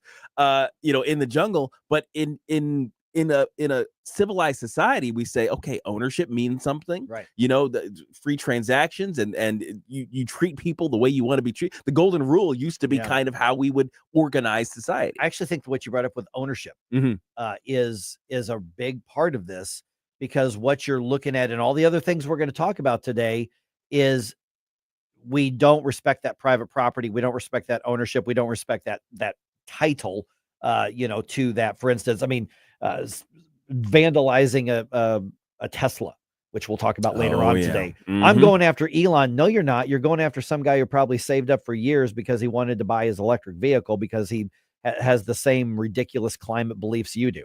But that's his property. But I'm going to show Elon. You're not showing Elon anything. Elon's already been paid for that. Right. But then bombing out the dealerships. That's not your property. You have a moral responsibility to not touch. Now, you want to get out there and protest with your signs? Hey, have at it. Oh, sure. Yeah. That's your business. Absolutely. As long as you're not violating somebody else's right. When you mentioned you were going to touch on this subject, when I came in this morning, I thought back to some of the stuff that's happened over the last year or two. Let's say Ben and Jerry's ice cream. Sure. I didn't go into the freezer section and start blasting the ice cream out of there. I just stopped buying Cherry Garcia, which hurt because that was my favorite because I love New York cherry kind of ice cream. Yeah. And Penzies, which I've never bought stuff from. Oh, the Spicy's place. I still haven't bought stuff from them. That thinks we are evil people. Very vitriolic stuff that they have on their website. Okay, I won't buy paprika from them anymore. I decided that's okay. Bud Light, we went through that whole thing. We're going to talk about that a little bit later too. People didn't go in and blast Bud Light displays. Well, Kid Rock did. But. Okay, well, he bought that. He bought it. That was his. Yeah, well, I guess that's another thing. I mean, if you do the flip test, how often could we have basically adopted the left's version of protest and done stuff, and of course you didn't see it. You didn't see people in Penzies, dumping the paprika on the ground. You didn't see people in with the Ben and Well, you saw leftists licking ice creams out of the. But people didn't go into the freezer and throw all the Ben and Jerry's all over the store. Exactly. I mean, and stomp on the little containers. Unplug the freezers. Yeah. It's like nobody's firebombing a Bud Light facility, right? No. So that's the thing. The distributorship out in there's almost in Belleville, just outside Belleville. It's safe. We're not the Budweiser. We're leaving you alone. It's fine. Right. Or the 18-wheelers when they drive by and you got Bud Light right on the side of the 18-wheelers. Nobody's spray painting those. Exactly. I didn't see any of that. Right. So it's fascinating to see the difference in the way we treat, each other from, people on the left versus people on the right. I hope for those in the middle who are kind of only on the periphery of these cultural fights that they are taking very clear note of which ones are adhering to the rules of civilization and which ones are turning back into barbarians. Yeah. See, and I'm on a quest today to try to have somebody on the left explain this and justify it to me. Yeah. I have a feeling I'm going to fall short, but I'm trying. At least discuss the mindset. Maybe you don't even agree with the mindset. Sure. But if you understand it, explain it to us, please, because we don't get it. Precisely. And we're going to get into the Tesla and Bud Light thing together a little bit later, because one of the commentators on Fox tried to connect those two in trying to justify this. Really? It's fascinating. Okay. All right. We'll get to that in a little bit. You want to find out who's your friend? Watch us on our live stream using Rumble, Facebook, and Twitter. You got to roll with the punches. Take it on the chin. Get up, St. Louis. It's Mike Ferguson in the morning. To the ground, but that don't change a thing. Roll with the punches. And get back up again. Roll it. Hey, thank you very much for taking my call. News, analysis, opinion. Yes, I just want you to know what a breath of fresh air you people are. 101.9 and 94.1 News Talk STL. Who doesn't love a good gyro? Soulard Gyro is the place to go. They're family owned and operated and been operating since 2009 and growing. 4 locations in O'Fallon, Maryland Heights, Wentzville, and Soulard. And they have gyros, rice bowls, salads, and wraps, Greek fries. I didn't even know that was a thing. So stop into one of their 4 locations, and if you need something catered, they can take care of that too. Soulard Gyro, SoulardGyro.com. Make authentic gyros great again. News Talk STL is proud to have Doug Voss of Safe Money Radio as part of our lineup each week. Doug has been a staple on the St. Louis radio airwaves for many years as one of the leading financial experts in the area. You can now hear Doug and Safe Money Radio 3 times every weekend on News Talk STL. But in case you miss anything, you can check it all out at DougVossSafeMoneyRadio.com. You could also reach Doug at 844-6766. That's 844-676-7233. Doug Voss is a registered representative. Securities offered through DHL Securities, LLLP. Member FINRA and SIPC. This is the story of the one. He's responsible for keeping a leading healthcare facility clean and safe. And he trusts Grainger's high-quality HVAC cleaning and safety products, combined with their world-class supply chain, to consistently deliver, ensuring he's covered inside and out, so he can focus on keeping his facility clean to help protect the health of everyone inside. Call 1-800-GRAINGER, click Grainger.com, or just stop by. Grainger, for the ones who get it done. During tax season, your personal info travels to a lot of places you can't control. Between payroll, your home office, your tax preparer, and the IRS, if your W-2 gets exposed, that's just the ticket for identity thieves. That's why LifeLock monitors hundreds of millions of data points every second. If your identity's stolen, they'll fix it guaranteed or your money back. Don't let identity thieves take you for a ride. Save up to 40% your first year with promo code CLAY. Visit LifeLock.com. Terms apply. This hour of Mike Ferguson in the Morning is brought to you by Stifel. Request a portfolio review from your Stifel financial advisor at Stifel.com. That's Stifel.com. I love that you're starting your day off right with Mike Ferguson in the Morning. It's your boy Joe Pags. Talk to you tonight. But now let's get back to Mike.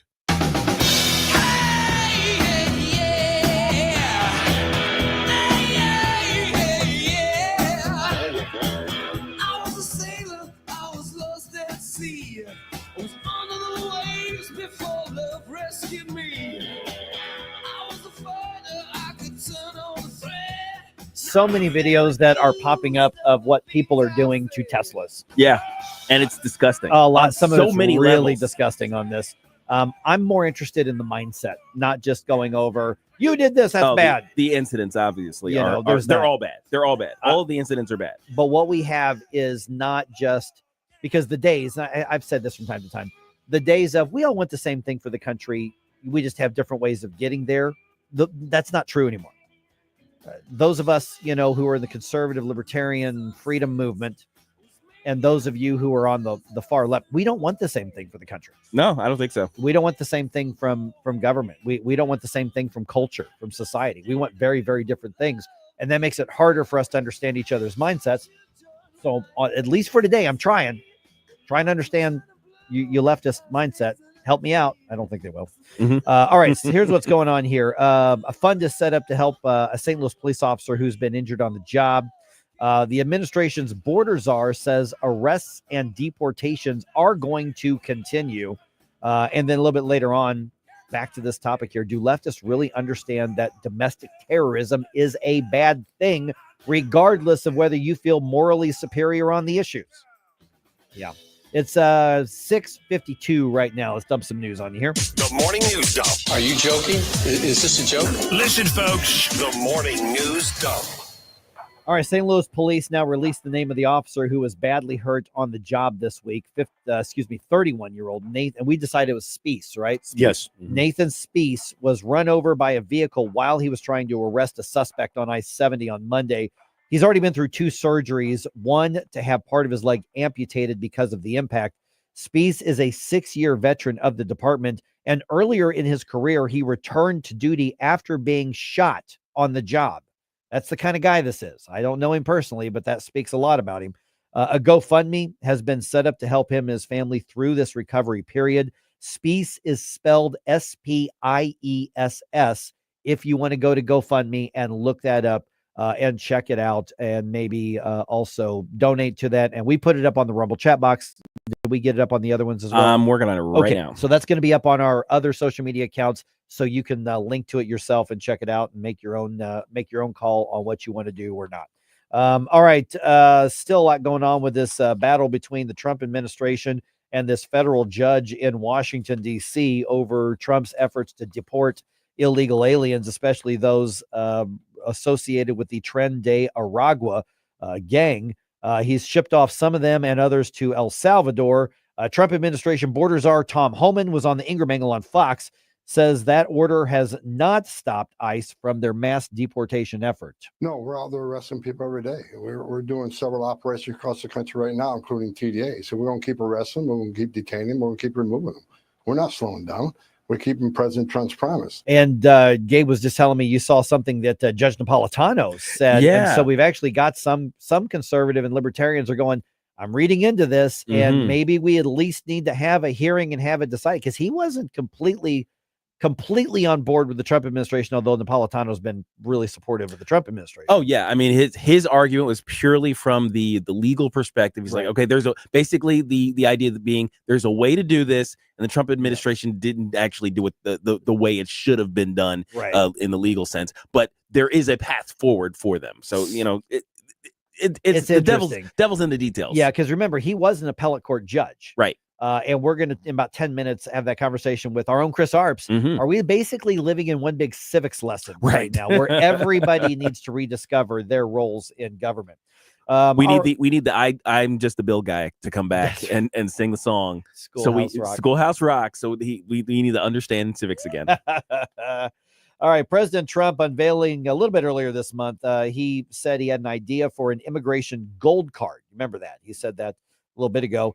That would allow wealthy foreigners to pay $5 million for a fast track to U.S. citizenship. And I think citizenship is the key word there. That's big. Yeah, the president was on the Ingram Angle for an interview where he says the revenue from the gold cards would be used to pay down national debt. At $5 million, you're getting a lot of things, but you're getting $5 million. Let's say we sell 1 million of them.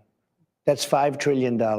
We are now a unbelievably successful country, paying down tremendous amounts of debt. It's all going to pay down debt. We're going to have very little debt. Okay, so the concept of we want to attract very wealthy foreigners to become our citizens, no problem with that. You That's got awesome. $5 million to throw around, sure, put them in the front of the line and vet them anyway. I got no issue with that at all. I think it's actually a very creative idea. Absolutely. When the president says this is going to attract basically business owners who are going to employ people and create jobs, I think he's right. Oh, absolutely. Especially as other Western countries are pushing them out via various laws and taxation, excessive taxation. Yeah. And the idea, though, that the federal government is going to have hundreds of millions of dollars, or if he says $1 trillion for this, that we're going to put it on the national debt and pay it down. No, that's where I'm skeptical. You're not going to float that much money around there, and Washington, D.C. is going to say, no, let's just pay down the credit card. Press X to I don't see that as happening. All right, kind of a lot going on sports-wise here. Is the NCAA's round of 64. The actual tournament starts today. So the teams that have a local interest here, SIUE making it into the big dance for the first time. They play top-ranked Houston at 1 p.m. our time. That is on TBS. So you can go to your favorite sports bar over lunch and then just call in sick to your boss for the rest of the day and watch SIUE play Houston if you want. My wife actually filled out a bracket and she said she picked St. John's to win it all. Okay, I want to talk about the bracket thing in about an hour. All right, let's do that. Mizzou takes on Drake tonight. That is a 6:35 game. That one's going to be on True TV. The Cardinals beat the Nationals. Final score 7-1 in spring training on Wednesday. Alec Burleson, Victor Scott II, Nolan Gorman all had home runs. Steven Matz had a good day, man. He went 6 innings, only gave up 4 hits, and he did give up that 1 run, and that 1 run actually scored on a wild pitch. The Redbirds do not have a game today. They've got 2 games tomorrow, as in split squad. And then finally, the Blues back at home this evening. They are hosting the Canucks at Enterprise, obviously. This one starts at 6:30. This is on ESPN Plus, or if you've got that subscription on Hulu thing, you can access it there as well. But Cardinals regular season starts at home 1 week from today. And it should be against the Cubs. Got a great fun idea for you. The Oak Street Inn and Lounge Speakeasy, now open, but you need a passcode to get in. Easy to get. Just visit the Oak Street Inn and Lounge Facebook. I got my code. Get yours. We'll gather at the Speakeasy. Oak Street Inn and Lounge in Cottleville. Plus, enjoy some fine dining. Visit the Oak Street Inn and Lounge Facebook for your Speakeasy passcode. Oak Street Inn and Lounge Facebook. Get your code now. Get ready for the big St. Louis Gun Show, coming to the STL Athletic Center in Fenton, April 11th, 12th, and 13th. This air-conditioned event features 500 tables packed with pistols, handguns, rifles, long guns, shotguns, ammo, and more. Join us Friday 4 to 8, Saturday 9 to 5, and Sunday 9 to 3. Admission is just $14 and is good for the entire weekend. Kids 12 and under get in free, and veterans and first responders receive a $2 discount. Mention Aaron sent you for $2 off. The big St. Louis Gun Show, April 11th, 12th, and 13th. More info at bkpromotions.us. Now you can get the incredible weight loss results that thousands of people have had with the top name brand prescription weight loss products, all in the comfort of your own home. With this free offer from New Hope Weight Loss, yes, generic versions of the popular weight loss prescription products are available now by you simply making a phone call. You'll save hundreds of dollars over traditional retail pricing. When you call right now, you'll speak with one of our virtual doctors, and they'll provide your prescription and we'll send you your medication. It's that easy. And you'll be on your way to your weight loss journey in a matter of days. And when you order today, we'll waive the $100 doctor's fee. This product is not covered by your insurance. It's only $199 a month. Call right now to learn more. 800-438-6519. 800-438-6519. 800-438-6519. That's 800-438-6519. KLGY HD3 Clayton, K270BW Bellefonte, KNBS Bowling Green. This is News Talk STL at 1019, 94.1, and always streaming at newstalkstl.com. News this hour from townhall.com. Annette Thomason. Set to fulfill another campaign pledge, President Trump today expected to sign an executive order doing away with the Department of Education. Mr. Trump says responsibility for educating America's young people should be returned to the states and localities. The Department of Education, created by Congress in the late 70s, the president's move to abolish it raises constitutional questions. In President Trump's wide-ranging talks with his Ukrainian counterpart, President Trump discussed Ukraine's electrical supply and nuclear power plants.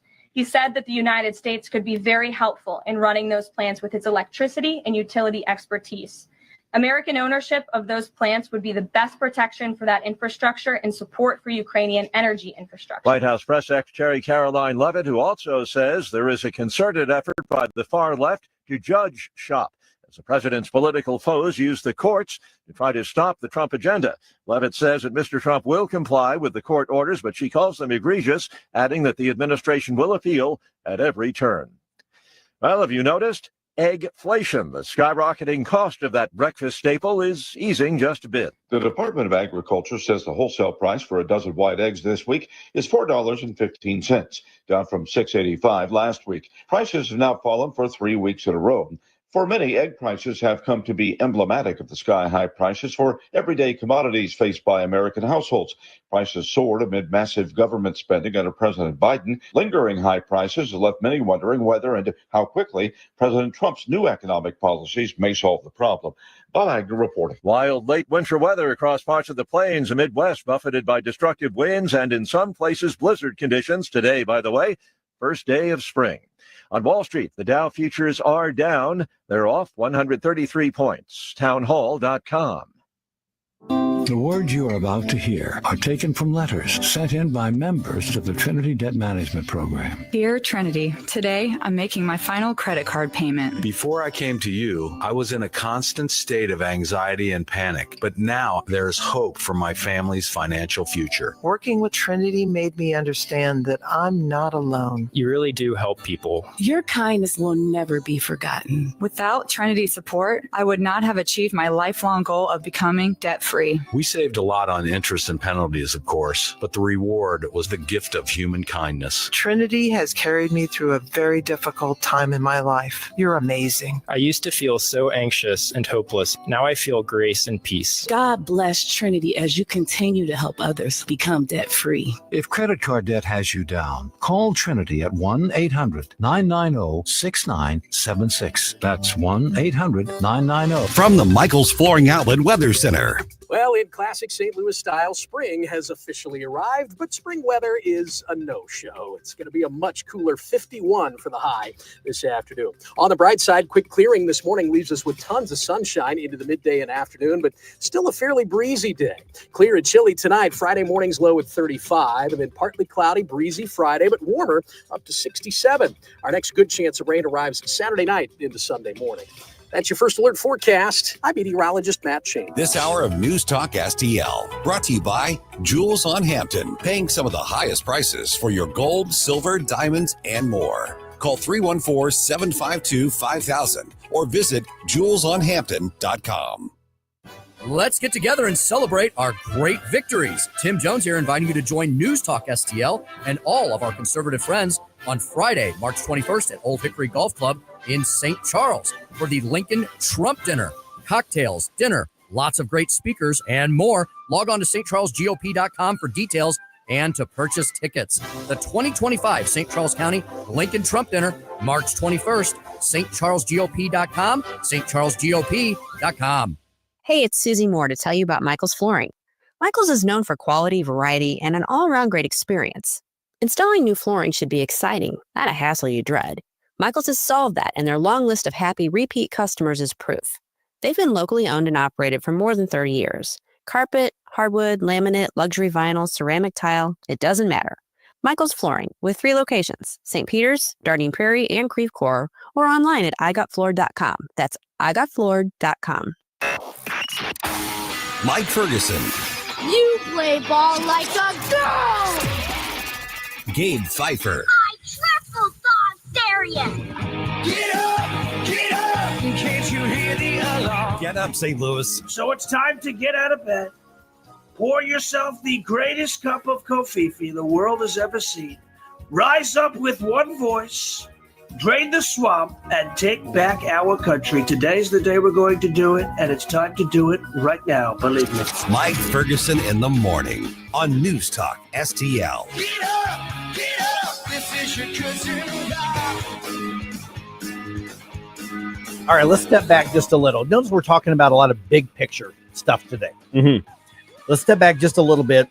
Among all the immediate conflicts we were just talking about, for instance, that judge in Washington, D.C. versus the president of the United States.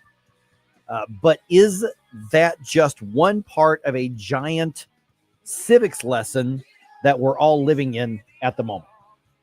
Because we're talking about the president has the right to do this. Right. Or the president doesn't have the right to do this. Congress has the authority to do this. Congress doesn't have the authority to do this.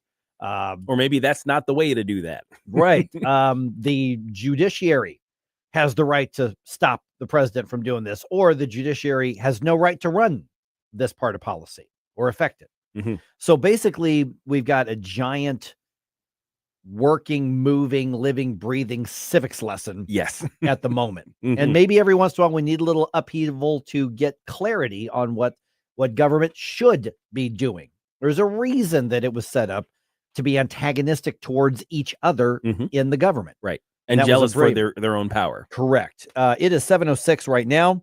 By the way, is this new trend of, firebombing cars bringing out the worst in leftist or just exposing it? That's already there. So let's talk about that around 7:20 or so. And I've got some audio clips from leftists who are just openly saying incredibly stupid things. And it's just amazing. All right. Joined now by our very own Chris Arps. You can hear him every afternoon with Tim Jones from 4 o'clock to 6 o'clock. Before I get to that big picture stuff there, Chris, we're almost at the end of spring break on the Missouri legislative session. So after this, they go back to work on Monday. And I tried to convey to people earlier this week saying, you know what, things really shift as far as the mindset goes. Now the clock kicking down becomes a factor. So with all of the promises and with all the bills like, hey, moved out of committee and all the wonky stuff that happens, it seems to me that we're about to find out what the Republicans are actually serious about doing versus what they just want credit for doing and aren't going to put across the finish line.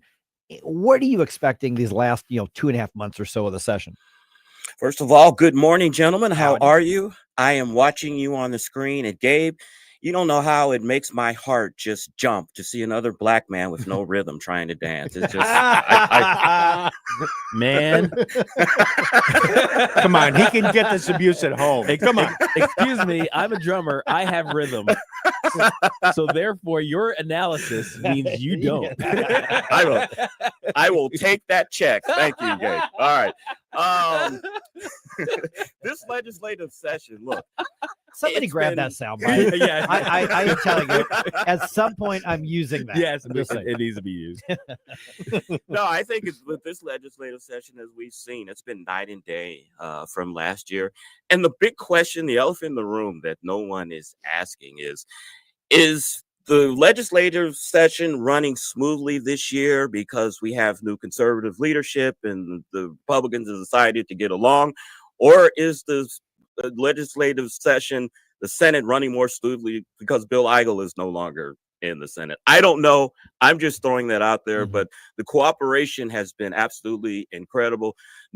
Senator Shore has taken the lead on the police control bill. He's taking the lead on a lot of bills that are before the session right now, very important bills. So I'm happy what I am seeing right now. When we come back from the spring break, as you said, Mike, that's when the time really starts ticking and people are really trying to rush and get things done. I think that's what it'll be more than anything in this session. I think it'll be a productive session. It's just, can we get all the things that we done on the agenda done on time? Morning, Chris. Gabe here. Good morning, sir. and my tail between my legs. And people are friends when they give each other crap, especially in public. Hey, I've heard Chris sing Frank Sinatra songs. That's right. I was there. But going back to some of those big picture issues that Mike had brought up, with the government things, at least on some level, I wanted to talk about just the Trump administration's kind of process and going through some of these things, because on some level, obviously you've got the promises kept, promises made, promises kept aspect of it. The government is moving in a direction that the people clearly want him to go. But some of the ways that he's doing this is meeting with resistance that in some cases is actually kind of right. The legality of certain things is turning out to be not exactly the way he should be going about this. Is there a better way for him to get his agenda done? Are these mistakes going to hamper his progress in getting his agenda completed before the magical 100 days? Look, I've said this on my show that what President Trump is doing is needed, I think. Ever since 1974, after Watergate and everything, there's been a shift in power between three branches of government. The legislative and the judicial branches have become more stronger, but the executive branch has become weaker. You look at I can't even think of the thing is where they went to the Supreme Court. The veto, the line item veto. That was taken out. You look at the War Powers Act, which was passed in 1974, which puts restrictions on how the president can conduct war. So I think what we see here is President Trump and his allies around him are trying to realign the three levels of government and give the executive branch back power. I think the approach is, we're going to do what we're going to do, and then we're going to let the courts decide if it's legal or not. Yesterday, we had on the show Zach Smith. We have him on every Wednesday. He's our legal eagle at the Heritage Foundation. And the question that I asked him, and a lot of conservatives are taking this point, is that, look, President Trump is the president. He has Article 2 powers, so he should be able to do whatever he wants to do. And if someone files a suit and the judge offers a temporary restraining order, they're saying, oh, this is the judge. He's stepping in front of President Trump. How dare you? You weren't elected. No, that's not what's happening. We have to keep in mind that one day we're going to have a Democratic president. And when a Democratic president comes into office and he says, I'm using Article 2 powers to do things that we conservatives don't like, I want us to be able to find a conservative judge somewhere that can put a temporary restraining order on those actions until a court can decide if this is legal or not.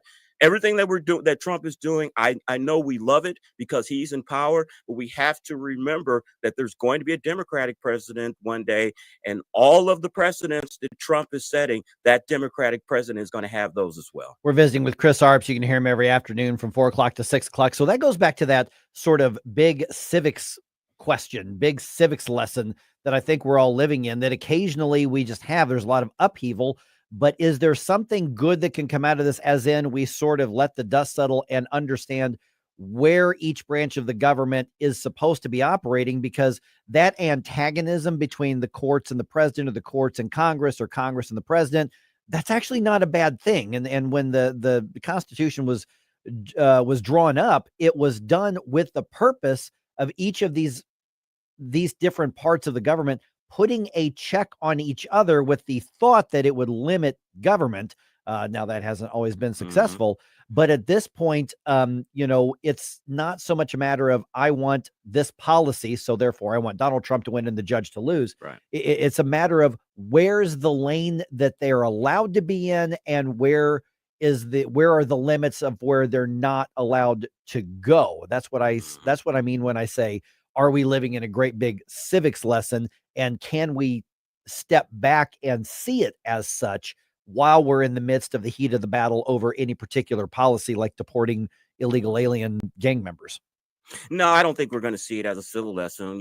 As you say often, Mike, we are engaging in tribal politics now. Each one has their corner, has their team, and that's how they see it. But as I said earlier, what President Trump is doing is something that has been needed for the last 50 years to really designate where the powers lie within the three branches of government. Some of these cases, President Trump is going to win. Some of these cases, President Trump is going to lose. But we will ultimately know what's legal and what is not legal for the president to do. Then then at that point, because you say, and you're right, the president has won some cases, he's lost some cases. I think you're right. He's going to win a few of these. He's going to lose a few of these. At this point, we've also are getting into a mindset of, but if I don't like the ruling, I don't accept it. Is there any danger in that, or is that being bold and fighting for whatever the issue is? No, that's very, very dangerous. I mean, the judicial branch is supposed to be the final arbiter of disputes. And if the final arbiter of disputes is not listened to and people disregard it, then we have a real problem with law and order and democracy in our country. So that is very, very dangerous. We're going to have opinions that we agree with. We're going to have opinions that we don't agree with. But as long as the cases are settled under case law and they have a good explanation within the law of why it was ruled this way, we have to accept it. Okay, respond to something that just came in on social media here. Somebody disagrees with you here on Rumble. It says Biden did whatever the hell he wanted, and not one judge spoke up or put a hold on it. It took the Supreme Court. He's arguing that your argument is faulty on that, because that didn't happen with Biden, but it is happening with Trump. My argument is not faulty because the Democrats are litigious. And when President Trump was doing things that they didn't like, they went and found judges that were favorable to them, and they sued. You don't see that on our side of the court. We're not sue happy. We're not trying to judge shop and find judges to overturn things. We let the process work out. Should we be more sue happy? It depends on the issue. I mean, if it's something that's really, really important that affects my day-to-day life directly, or the national security, then yes. Chris, one of the guys responsible for a lot of that is Mark Elias. And I've heard a lot of folks on the right say, if we had a Mark Elias on our side, it would be a little different ball game. Exactly. We don't sue. You don't see Republicans at rallies and things in the middle of the day on a weekday afternoon because we're working. We have jobs. We don't have time to rally. We have jobs. Yeah. We're helping pay for their other rally goers with through the U.S. aid, money funneling system. Like that bumper sticker I saw. Go to work. Millions on welfare depend on you. Exactly. All right, Chris. Got anything planned for the show this afternoon that's already on the books? We have our usual Thursday. We've got Steve Bucci from the Heritage Foundation. We'll talk about the Ukraine Russia peace deal. But I want to encourage everyone to go to News Talk STL, the St. Tim Jones and Chris Arps show. Yesterday, we had Cornel West, presidential candidate, scholar, on the show yesterday. We talked about his new book on how people of different political persuasions to get along. Very enlightening discussion. Dr. Steele is the same person that you see on TV, that you may not agree with him politically, but you wouldn't mind going out and having a beer with this guy or going to see a baseball game with him. I enjoy the conversation, and I urge the listeners to go to News Talk STL and check out our interview with Dr. Cornel West. By the way, did you do any dancing with Cornel? I did not. I know cameras are on me.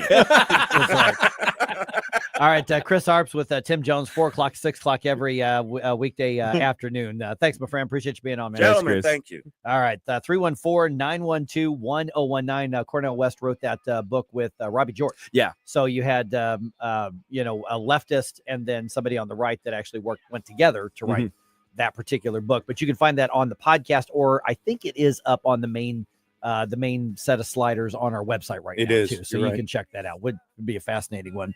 All right, once again, 314-912-1019. Let's go back to this question about the mindsets. Yes, and particularly right now, it's the Teslas. I think the left wants to make this about the Teslas. I want to make it about the people doing it, Yes. and what's going through your mind and the morality and the ethics. Not talking about my disagreement with the policies.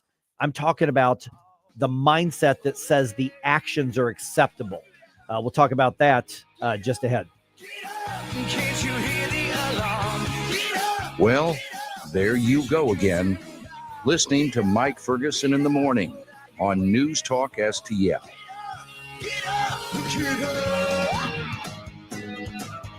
The Allman Report. Hey, Thursday on the Allman Report, get along, little Doji has another scalp. It's the Allman Report, Thursday on News Talk STL. Jamie Allman, weeknights at 8 on News Talk STL. Attention St. Charles, looking for a local spot that satisfies all your cravings? Mario's Donut Restaurant is your place to go for breakfast, lunch, and dinner. From mouth-watering sandwiches and omelets to delicious gyros, Mexican dishes, salads, and wraps, we've got it all. And don't forget our famous donuts. They're so good, they'll make your eyes glaze over. Dine in or carry out, our friendly staff is ready to serve you with love and care. Mention News Talk STL when you visit. Call 636-447-4515 or visit mariosdonutrestaurant.com. Mike Ferguson here. Retirement should be a time you can relax. No more stress from work. But there's one thing you can't forget about when retiring. That's your money. Do you have enough saved to fund your income for life and keep up with inflation? How will you claim your Social Security benefits? And what about long-term care? The ClearPath Wealth Management Group at Stifel is here to help answer all of these questions. You can hear their latest views on the markets and investing during On the Money, hosted by Stifel financial advisors Bob Stockdale and Eric Robert, every Saturday morning at 9, right here on News Talk STL. They can help you get organized, guide you through critical retirement decisions, and create an investment portfolio designed around your needs. To schedule your free retirement plan consultation, go to clearpathinvesting.com. That's clearpathinvesting.com.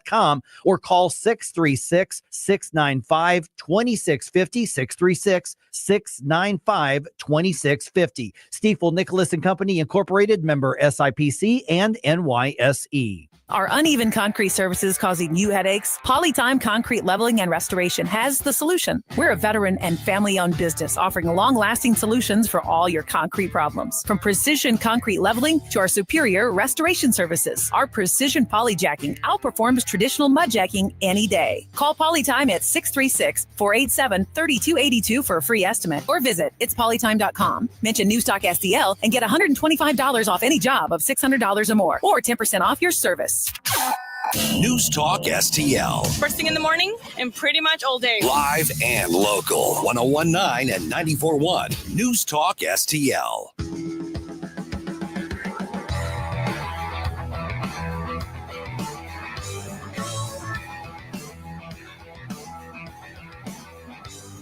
Hi, this is Aaron Dorr. Check out my show, Shall Not Be Infringed, Sunday nights at 9. But now it's more of Mike Ferguson in the morning on News Talk STL. Tell me how to live while you're just speaking, shouting in my face. Robert John and the Wreck. Nice. Good stuff. I'm kind of digging this. Mm-hmm. Good stuff. Title of the song is Rager. I got to look that up. I like that. That's good. All right, we've been talking about how bad and how stupid the vandalism, and we're talking about literal outright firebombing of vehicles, of cars, and they're all targeting Teslas right now. I don't need to rehash that. I think that almost everybody who's listening or watching right now understands and agrees firebombing somebody's private property, keying it, spray painting it, other things that they're doing, it's bad. But I want to hear from you who don't agree with that in particular. I'm sincerely hoping that at least one of you leftists are going to call in and have this discussion with us. Why are so many of you just morally justifying this violence and wanting that to be accepted as protest? Right. I am trying to understand your thinking because I can't do it. Now, I'm not going to yell back and forth with you, but if you want to try to explain this to me, I desperately want to hear it. It is coming up on 724 right now. Flashback Friday tomorrow. Get your 80s bump music request in today by 2 o'clock. You can email them. You can put them in the comment box, whichever you would like. Send them to Mike. He'll send them to me. Right. Send them to Gabe. He'll send them. Oh, That's yeah, right, absolutely. To me. Yep. And just make sure you get them in by 2 o'clock this afternoon. There you go. Okay, so I understand that I disagree with leftists on pretty much anything. Yes. Okay. Yeah. I get that. I understand that they hate Elon Musk. Mm-hmm. And now they do. Now they don't want to buy his stuff. Right. They loved his stuff before. They loved it when government tried to force you to buy his stuff. Yes. But now they hate it. Big mad. What I don't understand is how anybody can justify actual terrorism and the violence in the process. And that's what I'm asking you all to explain to me. So, for instance, leftist, any of you, call me, 314-912-1019, or put the notes in social media if you don't want to be on the phone. But get this, last night on The Daily Show, and I guess what's his face wasn't hosting it last night. What's the one guy named Jon Stewart? Yeah. He wasn't. There was somebody else hosting it. But they were doing a piece in his monologue on the fire bombings of the Teslas and the Tesla dealerships. And so this guy introduces and he shows some news clips from local cities that are showing the video of these Teslas on fire. Right. And what you're hearing in the background is not a laugh or applause track. That's the audience. That's the audience. Here's how it went. They're taking to the streets or the parking lots. Tonight, the FBI and ATF now investigating multiple cases of possible arson targeting Teslas and Cybertrucks. This dramatic video shows multiple cars in flames. Police say the attacker used Molotov cocktails. It's the latest in more than a dozen instances of arson and vandalism targeting Tesla. The same suspect shot more Teslas with a gun. Tesla Cybertrucks were set on fire in Kansas City, and earlier this month, shots fired at a Tesla dealership in Oregon. Cybertrucks on fire in Seattle. Wow, you guys like petty acts of domestic terrorism, huh?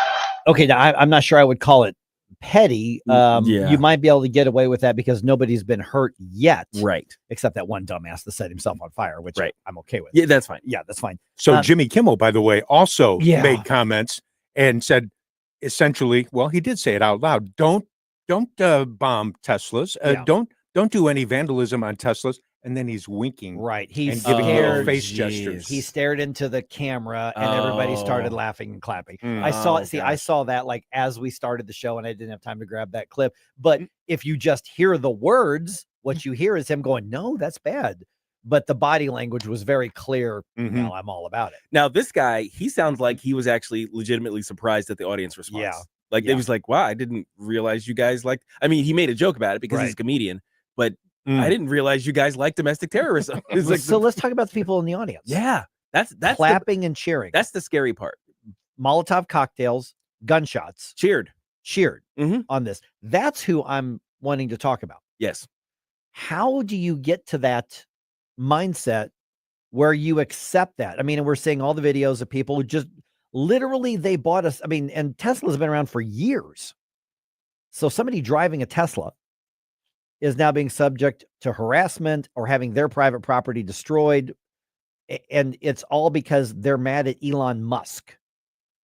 It's so crazy. Right. I couldn't imagine I keep trying to imagine the equivalent, you know, somebody on the right, during the whole Bud Light thing.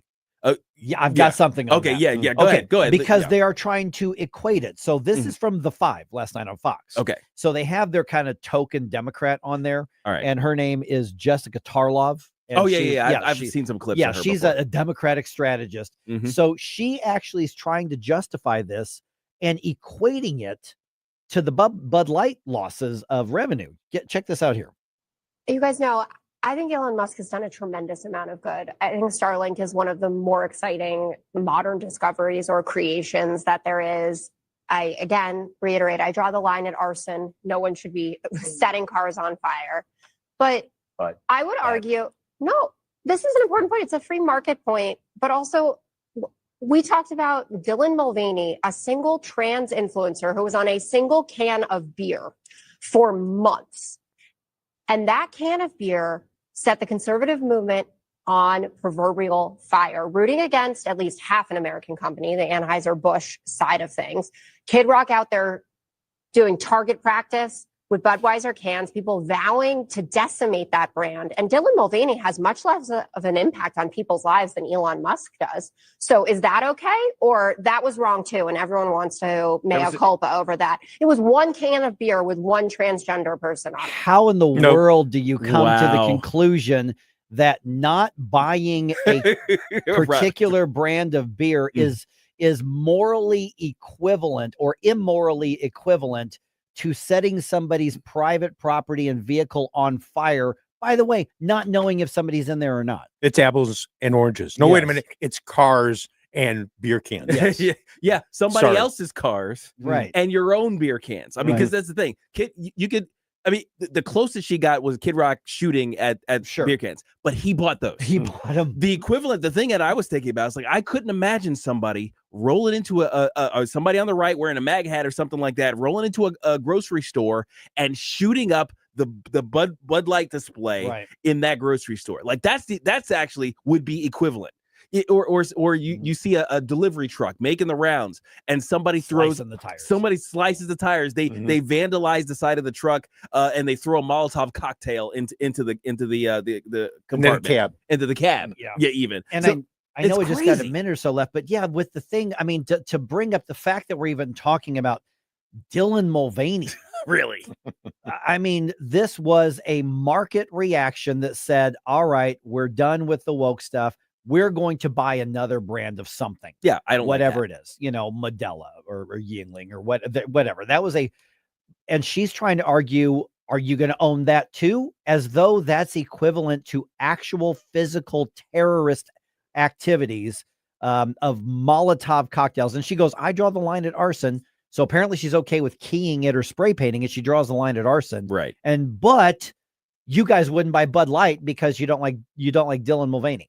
Yeah, see, and really? This is one of those instances where the but in the middle of the sentence not only invalidates what you previously said, but suggests that the next thing you're going to say is ridiculously stupid. That's basically what that but did. Right, precisely. Scotty makes a good point on Facebook. What about Maxine Waters?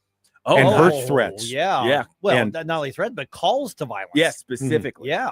I mean, she was calling people to violence. And that website we were talking about yesterday, right? Doxing Tesla owners. That's craziness. Yeah.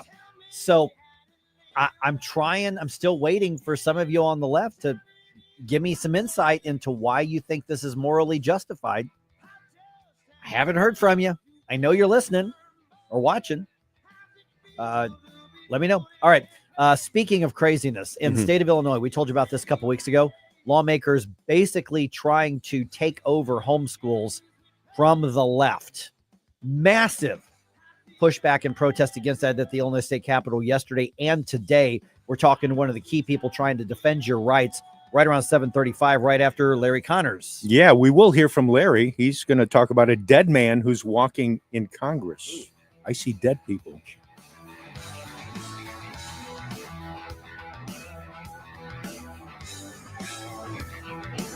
Get up, St. Louis. It's Mike Ferguson in the morning. Tell me how to live while you just thinking, shouting in my face. From the Michael's Flooring Outlet Weather Center. Well, said classic St. Louis style spring has officially arrived, but spring weather is a no-show. It's going to be a much cooler 51 for the high this afternoon. On the bright side, quick clearing this morning leaves us with tons of sunshine into the midday and afternoon, but still a fairly breezy day. Clear and chilly tonight. Friday morning's low at 35, and then partly cloudy, breezy Friday, but warmer up to 67. Our next good chance of rain arrives Saturday night into Sunday morning. That's your first alert forecast. I'm meteorologist Matt Chambers. John Beal Roofing reminds you we are in the stormy season, and that means if you have even the smallest leak in your roof, you could soon have a much bigger issue. Call to John Beal to make sure that your biggest investment is protected. That call can save you major dollars. If you do get hit during a storm, John Beal has a rapid response team. Call 1-800-NEW-ROOF. 1-800-NEW-ROOF. 1-800-NEW-ROOF, John Beal. Larry Connor's commentary, brought to you by Vincent's Jewelers, offering a wide selection of jewelry, including lab-grown diamonds, affordable earrings, bracelets, necklaces, and rings, up to 75% off their natural counterparts. Visit vincentsjewelers.com. This is Larry Connor's commentary on News Talk STL. There's a dead man walking the halls of Congress. I don't know if he realizes he's dead or just hopes no one else realizes it. I'm talking about Chucky Shameless, professionally known as Chuck Schumer, minority leader in the Senate, or maybe now under the Senate. He pounded the drum, pounded the desk. We are not going to pass the Trump budget bill, until he decided, okay. And now members of his own party, Nancy Pelosi, how dare you? AOC, Hakeem Jeffries, even Jasmine Crockett claim you failed as a leader. Schumer's not up for re-election until 2028, so he believes he has time to talk his way out of this Democrat rope around his neck. In fact, he told the ladies of The View, no one fights harder for the Democrat Party, the American people, than me. But with this play at this time, I can live to fight another day. But will he? As the noose gets tighter and you're on your tippy toes to stand as tall as you can, well, Chucky Schumer might get rope burn from his own party. Get more Larry Connors on Larry Connors USA. Tonight at 6 on News Talk STL.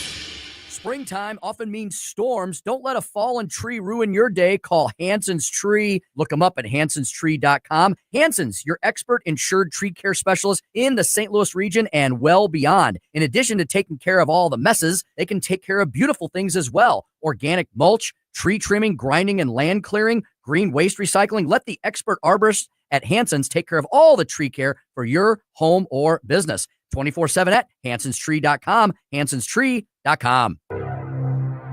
Report cards are a good way to show how well your kids are doing in class and where they might need improvement. We at the Show Me Institute believe schools should get grades too, so parents can see how their child's school compares to others. That's why we came up with the Missouri School Rankings Project. Click on the website moschoolrankings.org and it's all there. Rankings and letter grades for all the schools in Missouri. The rankings are based on categories such as student performance in English language arts and math, ACT scores, and graduation rates. Then we take the rankings and come up with a grade point average, just like your child has. Each school and district has a grade, and the website is easy to use. And now we've added spending data for every district, so parents, taxpayers, and policymakers can see where the money is going. Don't you want to know how your child's school stacks up? Learn more at showmeinstitute.org. The Show Me Minute has been brought to you by Show Me Institute and Show Me Opportunity.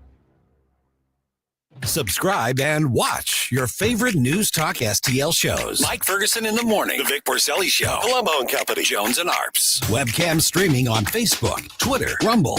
Subscribe and watch News Talk STL. Good morning, Missouri. It's your boy, Joe Pags. I'll talk to you tonight at 10. But right now, let's get back to Mike Ferguson in the morning.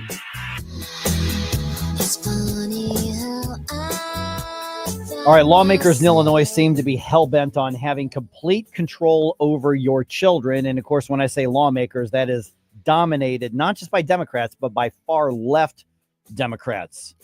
There is a massive pushback happening in Springfield this week. By the way, News Talk STL, this program, we've got a big announcement coming on Monday for the next News Talk STL event. I can tell you this, one of the coolest, biggest names in the freedom movement is coming to St. Louis, and you can be there to hang out with him and hang out with us here as well. We're going to make that announcement Monday at 7:05. This is going to be a lot of fun. It's going to be one of those events where go ahead and get your free tickets. It's a free event, but you got to have your tickets because there's a limited amount of space there. You will want to get your tickets right away. Find out Monday at 7:05 why. All right, joined now by Shannon Adcock from Awake, Illinois. Shannon, great talking to you again. Thanks so much for being on the program here.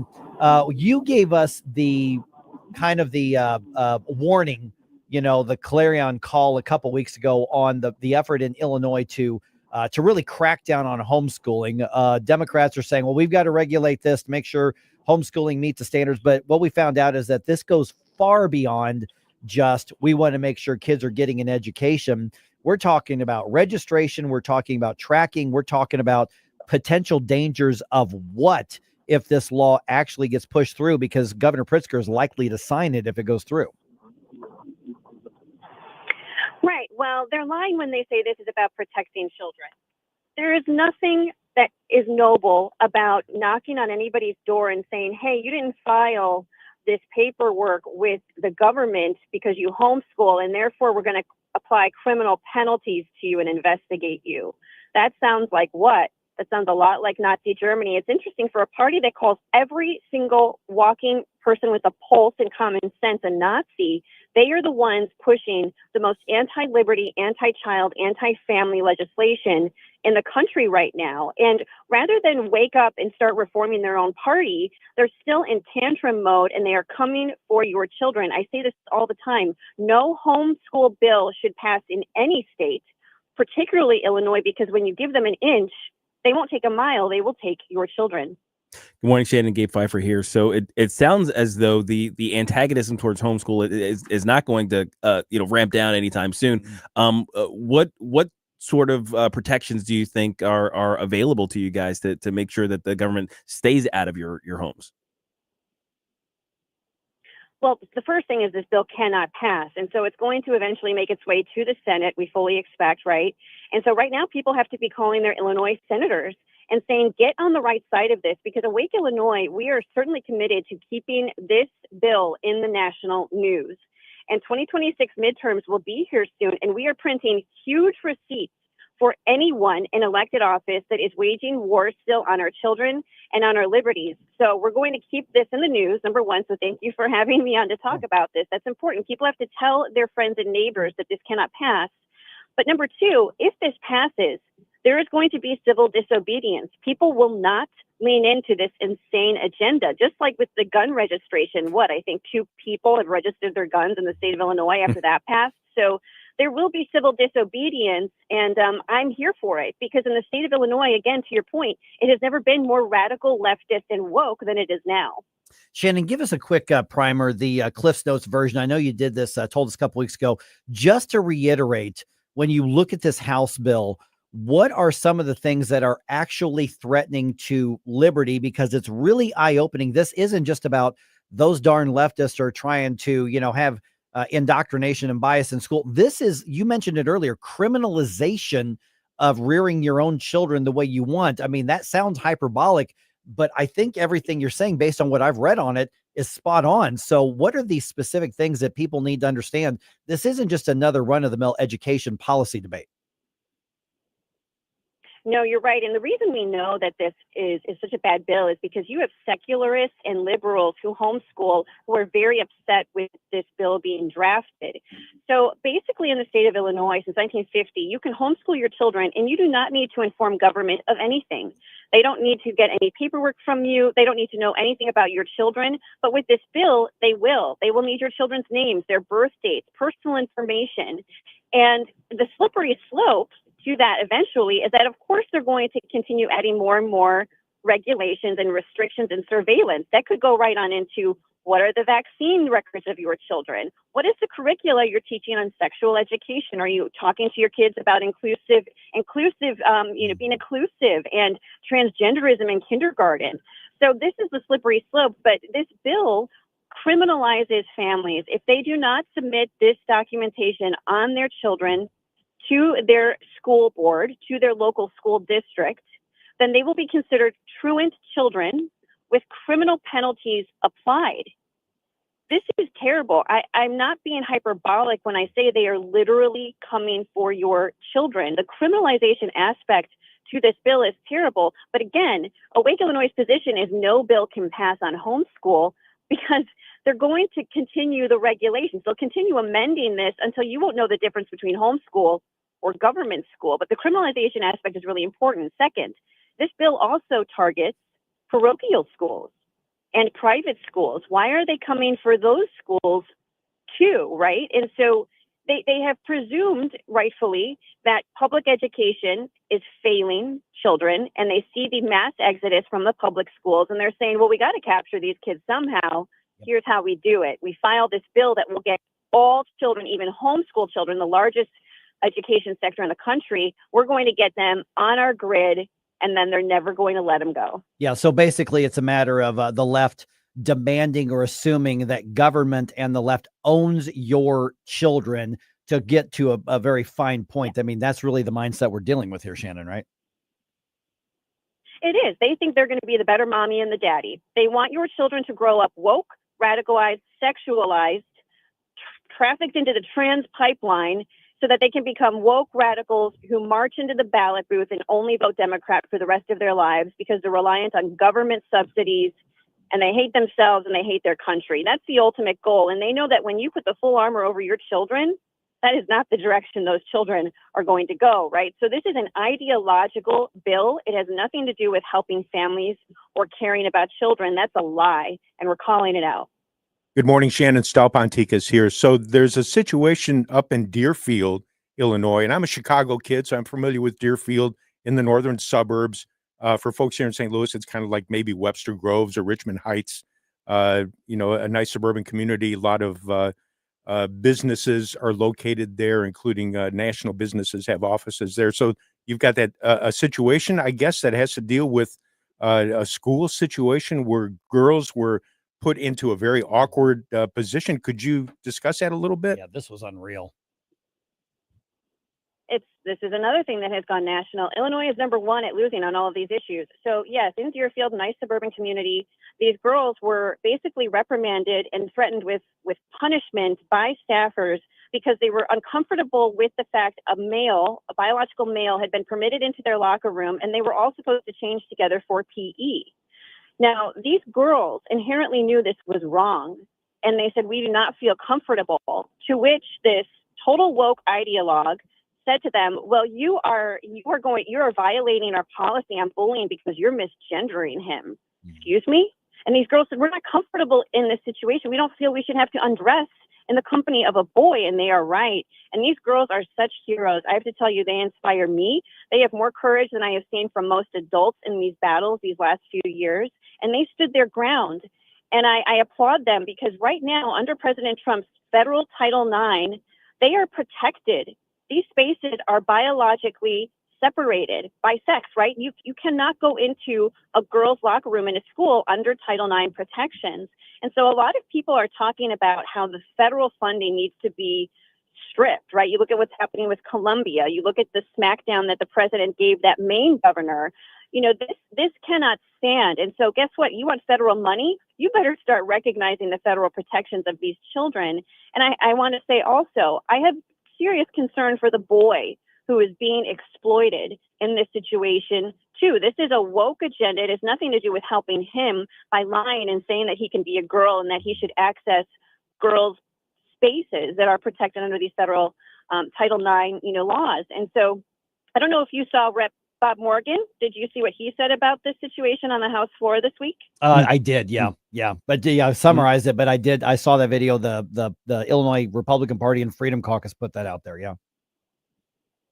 Yeah, he lied. He said the girls were lying. I mean, this is where we are. The war on children is real, but these girls are heroes in this for sure. Now, Shannon, I saw a report on this, and you might have better information on it, that one of the either faculty or staff members at that school in Deerfield actually physically blocked these girls from leaving when they didn't want to undress in front of this boy. Do we know if something like that actually happened?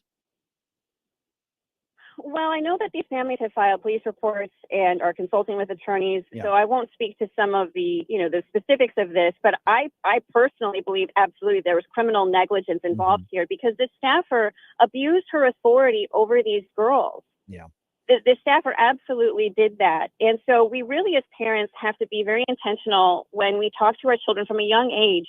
Girls are girls, boys are boys, and you deserve to be safe in the bathroom and in the locker room. And if you ever don't, speak up and say something, use your voice, tell them that you are going to call your parents immediately, that you do not feel comfortable. Leave that locker room or bathroom if there is a boy inside of it. We are no longer bowing to this insanity, but parents have to really instruct their children from a very young age, younger than most people realize, to really ingrain in them the need to speak up for their personal safety. Yeah, 100%. I know you're on the way to Springfield right now as well. Shannon Adcock from Awake, Illinois. Let's go and give out that website. We've tagged you on our social media. I am encouraging everybody, obviously everybody who's listening to us in Illinois right now, but those of us on the eastern side of Missouri, we need to keep an eye out to help our neighbors when we can. This is serious, serious stuff that Shannon and her colleagues are fighting, and we need to make sure that we got her back on this. So where do we learn more about what you do, Shannon? Sure. Well, at awake_IL on X, formerly Twitter, that's where we have the latest and fastest updates. And then, of course, our website, awakeil.com. Great. Shannon, I'm going to bug you for updates from time to time. Thank you so much. Thanks, guys. Have a good one. All right, you too. Bye. Yep. All right. I mean, when you look at what's actually, and by the way, the Capitol was filled with people opposing this homeschool crackdown bill. And the Democratic lawmakers, they know they've got the votes. They don't care in the House. Yeah. They literally are just saying, screw you. And then the fight's going to be in the state Senate as well, because Pritzker will be all over this. The left believes they own your children. And if you do not teach them the indoctrination that they believe in, that they want them to have, the Marxist ideology, in Illinois, they want to just take them away and force it, whether you want to rear them with those values or not. Yep. And that speaks very loudly in both these situations, the law situation and that whole locker room deal. Yeah. So thank God for people like Shannon fighting the fight that she's doing. Got to stand up. Yep. For podcast articles and more, find us on newstalkstl.com. Get up, St. Louis. It's Mike Ferguson in the morning.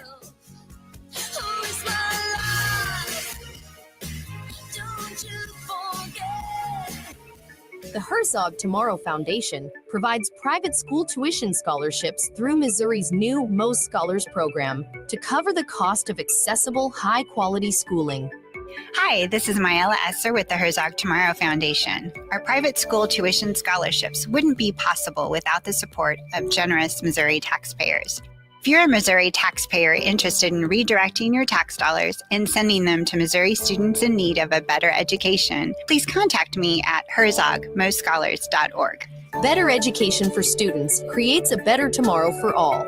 Learn how you can help provide a better education for Missouri students at herzogmoscholars.org. That's herzogmoscholars.org. Also, sign up for The Lion, an initiative of the Herzog Foundation that carries articles covering a wide range of issues facing American families and culture. herzogfoundation.com. That's herzogfoundation.com.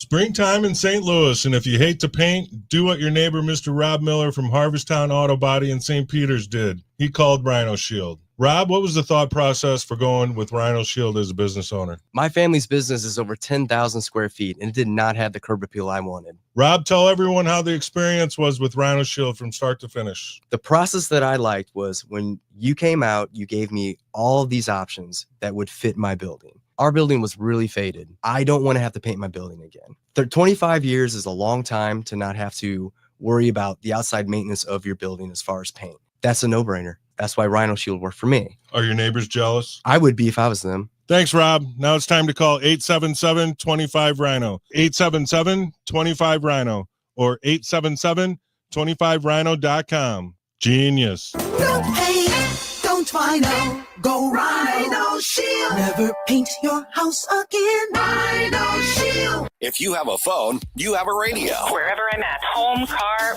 wherever. Download the all-new News Talk STL app. If you have a phone, you have a radio. Just a convenience on the phone. Streaming live on the mobile app. Love the new app. And listen anytime. Everywhere. Anywhere.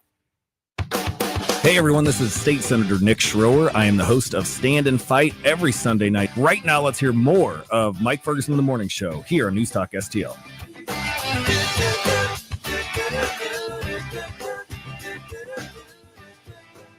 Inflation, housing costs, employment uncertainty. These are difficult times, and that can only mean one thing. Betting on March Madness. This is the one time a year where you can turn $20 into $2,000 or completely destroy your savings on a last-second buzzer beater. Will you beat the Vegas odds? Probably not. But hey, there's always a chance. Good luck, and we'll see you at the homeless shelter or maybe on a yacht. Who knows? It's madness. Yeah. That's pretty much how it is, especially now that the online betting thing has now proliferated through a number of states. I think all the states that, had those sort of ballot measures over the last, few elections here, they're all fully engaged now for March Madness. Here we go. Hey, by the way, just want to mention something here. We don't talk about our video streams very much. Chris was talking about watching us on here. We can be your morning show on your TV, and then the buddies in the car with you as you're going to work. Yeah, the same. We can follow you. We can to do work. that. Yeah, nothing creepy about it whatsoever. It's all right. Okay, so it's that time of year, the big dance, at least the main part of it. All the play-ins are done. We start the actual tournament today. Right. So I need to let you know who's in the tournament, but I'm not going to sit here and read the entire bracket. So here's who's in the tournament right now. Crimson Tide, Red Flash, Red Storm, Red Raiders, Commodores, Colonials, Rebels, Boilermakers, Cowboys, 2 Aggies, Longhorns, and Bison, Spartans, twice, Trojans, Aztecs, Illini, the Tritons, 6 Bulldogs, Huskies, Harriers, Hornets, Wolverines, Ducks, Terps, Badgers, couple of Rams, Gators, and Lobos. Oh my God, still 33 to go. Panthers, 4 Tigers, a pair of Wildcats, 3 Cougars, Sooners, Gales, Mavericks, Flames, Razorbacks, Blue Devils, Blue Jays, Cardinals, Musketeers, Seahawks, Jayhawks, Volunteers, Mountaineers, Bears, Bruins, Grizzlies, Tar Heels, Cyclones, Eagles, and Golden Eagles. Every team from the Lopes to the Zips, write them down, fill out your brackets. It's March Madness. Okay, you got that? Yeah. Everybody's got that, right? I caught it. Okay, now you mentioned Janet already put her brackets in. Yes, because at work they required her have that in. I think it was a couple days ago. She asked me about it. I was like, I don't know. Yeah, I haven't done brackets in a couple years. I used to love doing brackets. I'm not like boycotting. I just kind of got busy with other stuff. I haven't. And in case anybody hasn't noticed, I don't get to stay up and watch a lot of late night ball games anymore.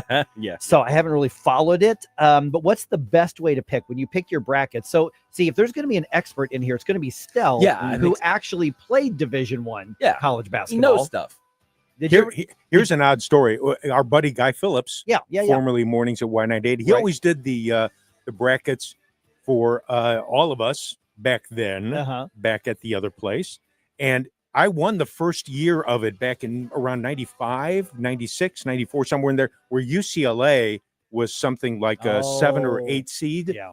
And I really liked a couple of the players on the team. So I decided, I'll pick UCLA. Wound up winning the whole thing. And, of course, everybody looked at me with a J.D. Vance side glance. What's going on here? And I won it a couple more times. But now it's gotten to the point where it's difficult because I just get it's so much work. But I do love investigating the teams. I think I've won twice in my lifetime. One time for money at work. Another time just like with the family, but usually I'm out right around the Elite 8. Right. I get knocked out. But one year I remember when Duke was on that run and they were just the team for years and years. And everybody got to where they hated Duke because they were so good. Yeah. And I'm like, but they're the best team. They're not going to, and I'm like, I'm just picking the easy pick. And then I end up winning like $200, nice. On something Christian like that. Laettner years. Yeah, exactly. It was the Christian Laettner years. That's precisely. right. So it's funny because the New York Post did an article on how do people fill out their brackets? What do they pick? About 1 in 6 Americans have done brackets. By the way, you've got until tip off of the first game, and then they lock them down after that. The top strategy for filling brackets out, hunches and vibes and just guesses. Well, yes, clearly. Yeah. Clearly. That's it. Now, of course, the best way in my circle is to use a couple of 20-sided die from your D&D set. Just let that sit there. That's all I can do with it. That's all I can do. Roll but for usually initiative. the person who wins it is not the guy who does all the deep dive research, because anything can happen in this tournament. Your statistics mean nothing. That's right. At Complete Forestry Mulching, we're not just clearing land, we're creating possibilities. Brian Akers, owner and longtime supporter of Newstalk STL, and our team helps property owners reclaim their land by eliminating invasive species and unwanted brush. Whether you're creating hunting paths, expandable usable space, or establishing clear property lines, we'll transform challenging terrain into pristine landscapes. Our state-of-the-art equipment doesn't just clear, it creates a protective layer of natural mulch, preventing erosion and keeping your soil healthy for years to come. Take control of your property today and save $500 on a full day of forestry mulching services. But hurry, this offer won't last long. Call Complete Forestry Mulching at 314-805-9902, 314-805-9902, or find us on Facebook. Complete Forestry Mulching. Together, let's clear the path to your property's future.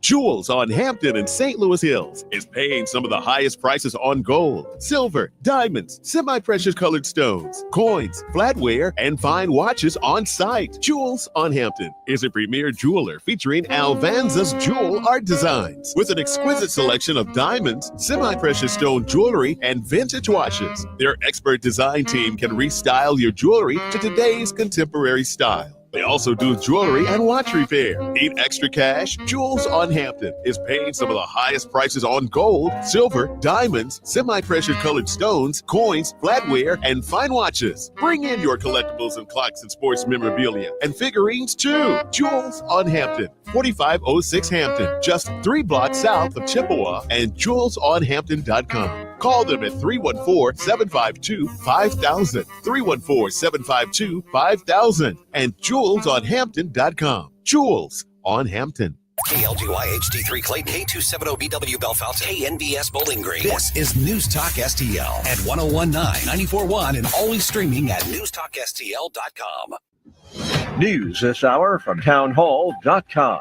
I'm Rich Thomason. The White House isn't backing off one bit in its criticism of some of those who wear the black robe. Trump administration officials continue to verbally attack judges who have issued temporary injunctions against some of the president's policies. The judges in this country are acting erroneously. We have judges who are acting as partisan activists from the bench. White House Press Secretary Caroline Leavitt said the president would comply with the court orders, but she called them egregious, and the administration will continue to appeal. Greg Clugston, the White House. It's a bold move, to say the least. President Trump preparing to sign an executive order eliminating the Department of Education. It does raise constitutional questions, given the agency was created by Congress back in the late 70s. Things heating up in the Mideast. Rockets fired at central Israel as the Israelis step up airstrikes across the Gaza Strip.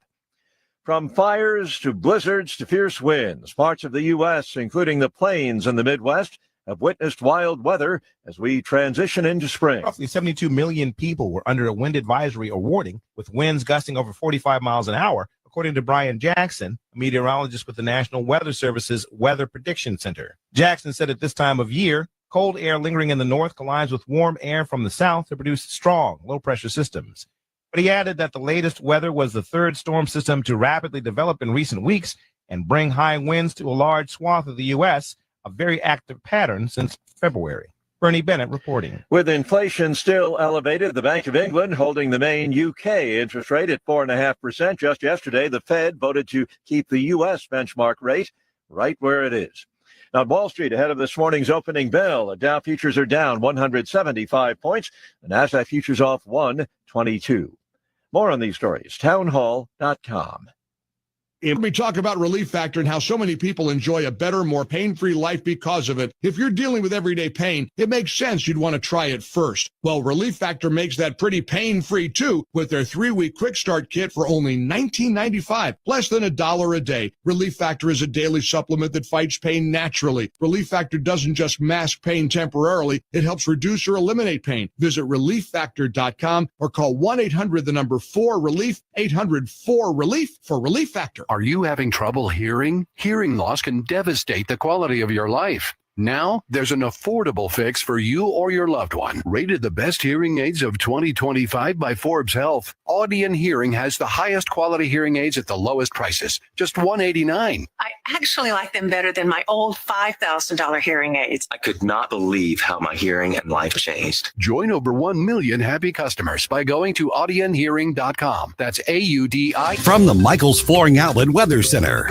Well, in classic St. Louis style, spring has officially arrived, but spring weather is a no-show. It's going to be a much cooler 51 for the high this afternoon. On the bright side, quick clearing this morning leaves us with tons of sunshine into the midday and afternoon, but still a fairly breezy day. Clear and chilly tonight. Friday morning's low at 35, and then partly cloudy, breezy Friday, but warmer up to 67. Our next good chance of rain arrives Saturday night into Sunday morning. That's your first alert forecast. I'm meteorologist Matt Chambers. This hour of News Talk STL brought to you by Chris Cooper and Serenity Wealth Management. Discover little-known strategies that could be the difference between choosing the care you deserve or having someone else decide it for you. Get a free copy of Chris's book at serenityltc.com. I'm Dr. TJ, owner of the Institute of Natural Health, co-owner of Optimal Nutraceuticals, and the host of Wellness One. Wellness One is designed to cut through the nonsense and provide you common sense science-based information regarding health and wellness. On the show, we discuss topics like thyroid health, gut health, hormone optimization, and many others. Our show airs Saturdays at 10 a.m. and 2 p.m. and Sundays at 11 a.m. and 3 p.m. right here on Newstalk STL. And you can visit us at inhstl.com. That's inhstl.com. Why leave your company's story to chance? In today's digital world, video content isn't just an option. It's essential for your success. At Blue Ocean Media Group, we've spent decades crafting compelling visual stories for businesses just like yours. From concept to completion, our award-winning team transforms your vision into powerful video content that connects with your audience and drives results. Don't trust your brand to amateurs. Partner with Blue Ocean Media Group. Visit blueoceanmediagroup.com today, and let's bring your story to life. Mike Ferguson. This is the kind of adventure I usually have to force upon us, and here it is, falling into our laps. Gabe Pfeiffer. They're buying it. Get up, in case you hear the alarm. Get up, St. Louis. Watch you pop a squat, son. Mike Ferguson in the morning on News Talk STL. Get up, this is your cousin God. All right, a fund is set up to help a St. Louis police officer injured on the job. We've actually already put this out on our social media, so check that out when you get a chance. The administration's border czar says arrests and deportations will continue regardless of what a court says. On a related note, a little bit later on today, you're going to get an alert if you're following our podcast on Mike Ferguson in the morning for our conversation with Chris Arps. You cannot question Chris Arps' conservative credentials.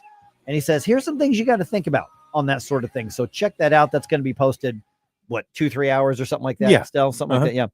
Yeah. And also, let's talk about this at 8:35. Do leftists understand that domestic terrorism is actually a bad thing, regardless of what you think about the policies and the issues and the personalities?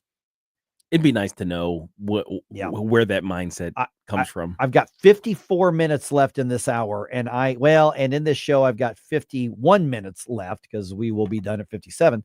I'm still hoping that a leftist will participate in the conversation and explain why terroristic activities is justified in their minds. Right. Why they think that's okay. I'm still hoping that. All right, 8:06 right now. Let's go ahead and dump some news on you. The morning news dump. Are you joking? Is this a joke? Listen, folks. The morning news dump. All right, St. Louis police released the name of the officer who was badly hurt on the job this week. 31-year-old Nathan Spees was run over by a vehicle while he was trying to arrest a suspect on I-70. That happened on Monday. He's already been through 2 surgeries related to that injury. One was to have part of his leg amputated because of the impact. Spies is a 6-year veteran of the department, and get this, he returned to duty after being hurt on the job in the past. We'd reported that before, but this morning I discovered why and what the nature of that injury was. He was shot in the line of duty. Yeah. And then he came back after rehabbing and after recovering from that, went right back out onto the streets to protect people in St. Louis. Man, speaks of the character of the man. Man. A GoFundMe has been set up to help him and his family through this recovery period. Spies, by the way, so if you go to GoFundMe and you want to look it up, SPIESS. And earlier today, right around 6 o'clock, I think the GoFundMe was at around $57,000 that the community has really stepped up and helped out with. I've still got the GoFundMe. Here it is. So throughout the morning here, it's up to $61,000. So about $4,000 has been donated since we started talking about it this morning here. But if you want to check that out, just look at GoFundMe and just do a search of SPIESS. Yes, we've posted actually links to those both on Twitter and on Facebook. Yes. And in the Rumble chat and box. in the Rumble chat box, put it there as well. So check it out for yourself, and then decide for yourself what to do. If you do make a donation, just click that and share it, or share our post out there really quickly. All right, the Trump administration continues the legal tussle with the federal judge over the temporary block on deportations, and that order, of course, comes as 2 planes full of illegal aliens. Those associated, or at least accused of being associated with the Tren de Aragua gang, were headed to El Salvador. The judge said, turn the plane around. The Trump administration went, no.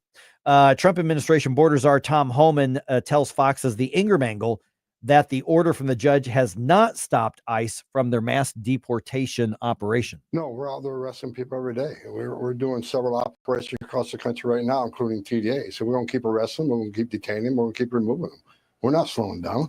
We're keeping President Trump's promise. The DOJ lawyers say that the flights were already outside of the U.S. airspace when the judge issued that order. And so they went ahead and landed and unloaded the illegal aliens in El Salvador. All right, speaking of immigration here, this is interesting because remember, immigration, don't get caught up in, we've got illegal immigration and then we have good immigration. Yes.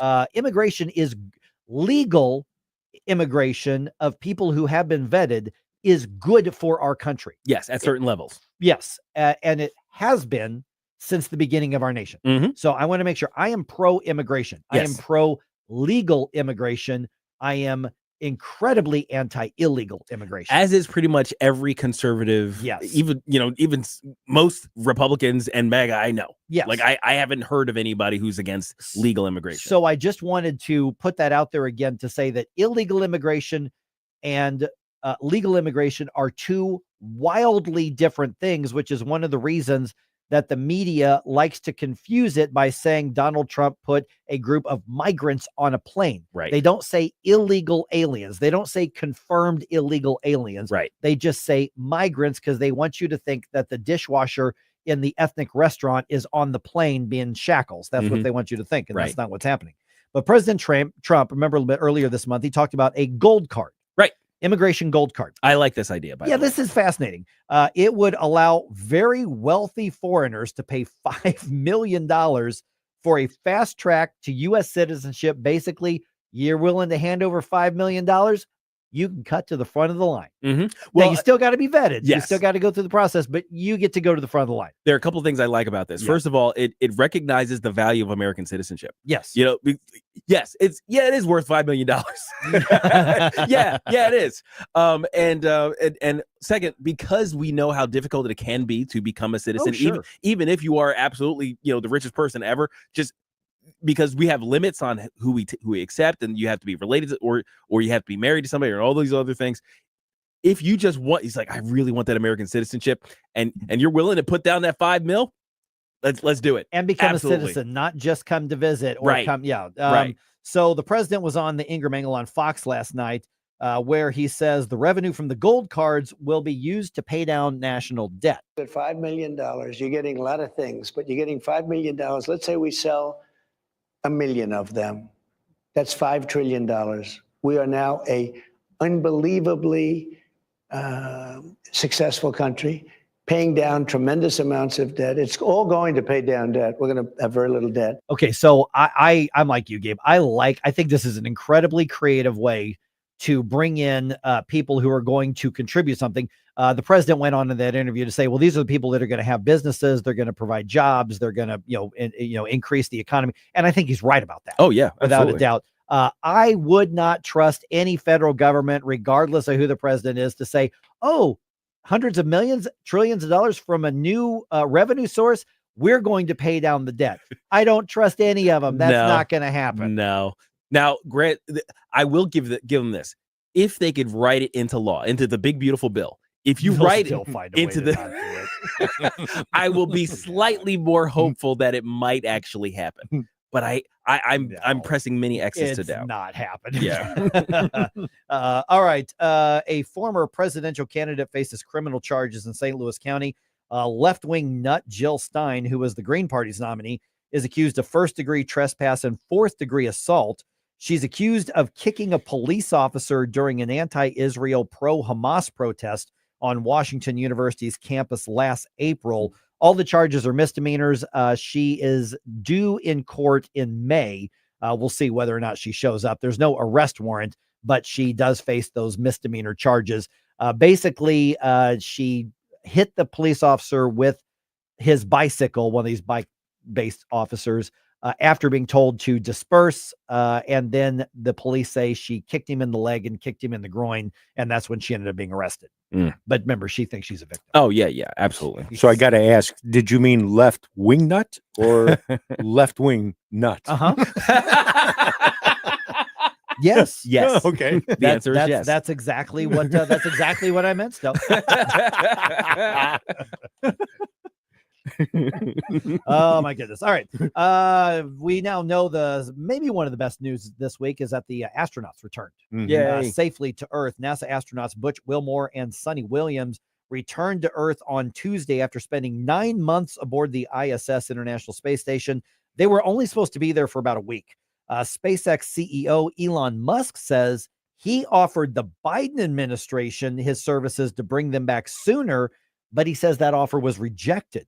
Congressman Mike Lawler, who's a Republican out of New York State, was on Fox Business's The Evening Edit, and he says, why in the world is politics getting involved in whether or not these astronauts who are stranded get to come back home? This is the type of stuff that politics should have no place in, especially, when you're talking about leaving astronauts in space for an additional 9 months when they could have been home, in just over a week from when they got there.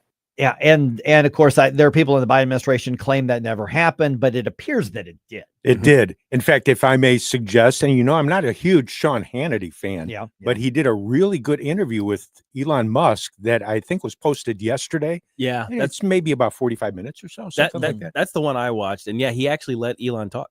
He did. Really? He didn't interrupt hardly at all. Hannity let somebody else talk? I think because he's fascinated by space stuff, so he just wanted more space stuff to come out of his mouth. Interesting. Yeah. Because typically what Sean Hannity is going to do is he says, I'm going to interview this person here, and then I'm going to talk for half an hour about what I think of this person if they had been able to talk. This is what they would have said, and here's my opinion of what they would have said. Pretty much. Yeah. By the way, here's the RNC talking. That's basically here's the list. So check out that interview because I think folks would really enjoy watching it. Just let it sink in because Elon gives a description of all the SpaceX stuff that went on, and also that brush up that he had with the administration because they lied about it. And he said, the Biden administration? I know that's a shocker. The heck you say, sir? I'm sorry. Watch your mouth on this here radio. All right. The NCAA tournament, the main one, round of 64 starts in just a couple of hours here, actually. SIUE plays today. They play top-ranked Houston at 1 p.m. You can catch that game on TBS. I'm pulling for the Cougars. I think the Cougars are going to win that game. That's right. Wait a minute. SIUE Cougars versus Houston Cougars. Yeah. Okay. So it's a good night on the east side. That's right. That's right. Yeah. Some dive bar out there. I'm looking for Cougars. Oh, you're in the right place. Here you go. All right. Mizzou plays Drake tonight. That is a 6:35 tip-off, and you can watch that game on True TV. That one might be a good one. Yeah, I actually think you're right. I think that's going to be probably pretty tight game. All right, the Cardinals do not have a game today. They beat the Nationals yesterday, but there's a split squad thing going on tomorrow, so 2 games. And the Blues are back at home this evening hosting the Canucks. Obviously, that's an Enterprise. This one starts at 6:30, and you can catch that on ESPN+. I have had enough of this. Turn my eyes to your indifference. Stop it right now. Like and subscribe to us on Rumble. News Talk STL. Get up, can't you hear the alarm? Get up. Get up, St. Louis. It's Mike Ferguson in the morning. What are you waiting for? Get up.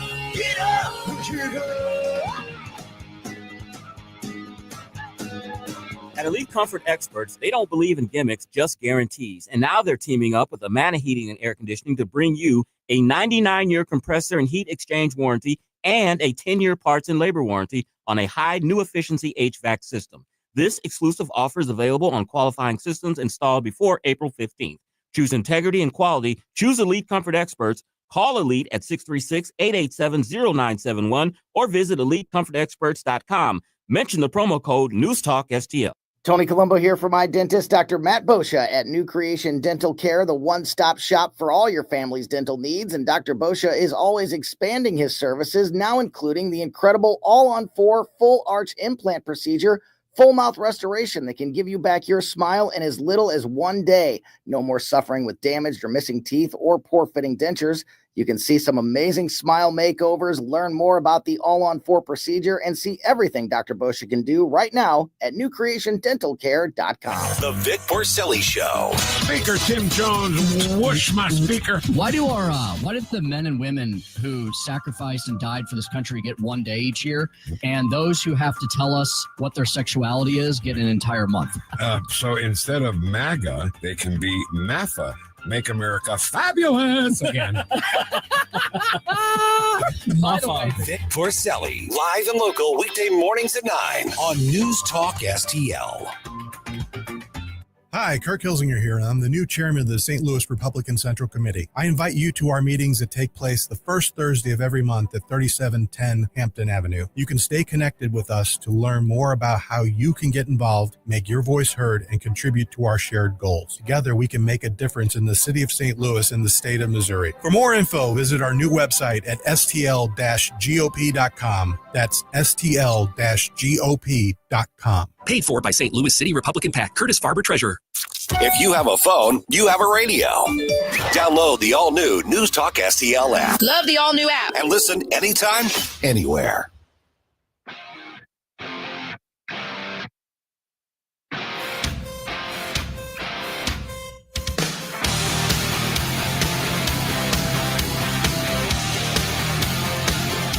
Hi, this is Susie Moore. Check out my show, Red State Radio, Sunday afternoon at 4, right here on News Talk STL. Now it's back to Mike Ferguson in the morning. Do you ever wish that you were the prisoner? Do you feel like you're done? Let's see here. Rumble feedback here. 101 straight up. Politics were involved in leaving the astronauts in space because leftists are evil, vile dirtbags. And then there's a little emoji there. Check plus, out there. Plus emoji. Yeah, and 101 also, he agrees. He says, I'm not a fan of Hannity, but that was a decent interview with Musk there as well. All right, it is 8:20 right now. At 8:35, I guess to some degree I'm fascinated with the idea that there's a mindset that says actual violence as a means of protest is acceptable. Right. And so we've got fire bombings, which, by the way, the left is now trying to set up a takedown Tesla day on March 29th. I saw that. Yeah. Mm-hmm. So basically there are a call for widespread domestic terrorism. That's what it is. Right. So 8:35. Let's chat about that and the leaps in logic that are being made, the deflections that are being made. I'm truly asking leftists to call in. I've been asking this all day long, and I didn't think anybody would. Right. Especially not on the left, to call in and explain and justify the mindset that says it's okay to find some some dude's Tesla out there in the grocery store parking lot or in his house and key it or spray paint it or firebomb it. Right. Because I'm mad at Elon Musk, who, by the way, doesn't own the car. Right. It's not Elon's car. Elon's already been paid for the Tesla. And then you know what's going to happen is the guy's going to make an insurance claim, get a big fat check, and then go buy another one from Elon. Yeah. Seriously. So that's what you're talking about here. So 8:35, let's chat about that. Okay, that interview we did with Shannon Adcock from Awake, Illinois. That's going to be on our podcast here in a little bit. Yeah.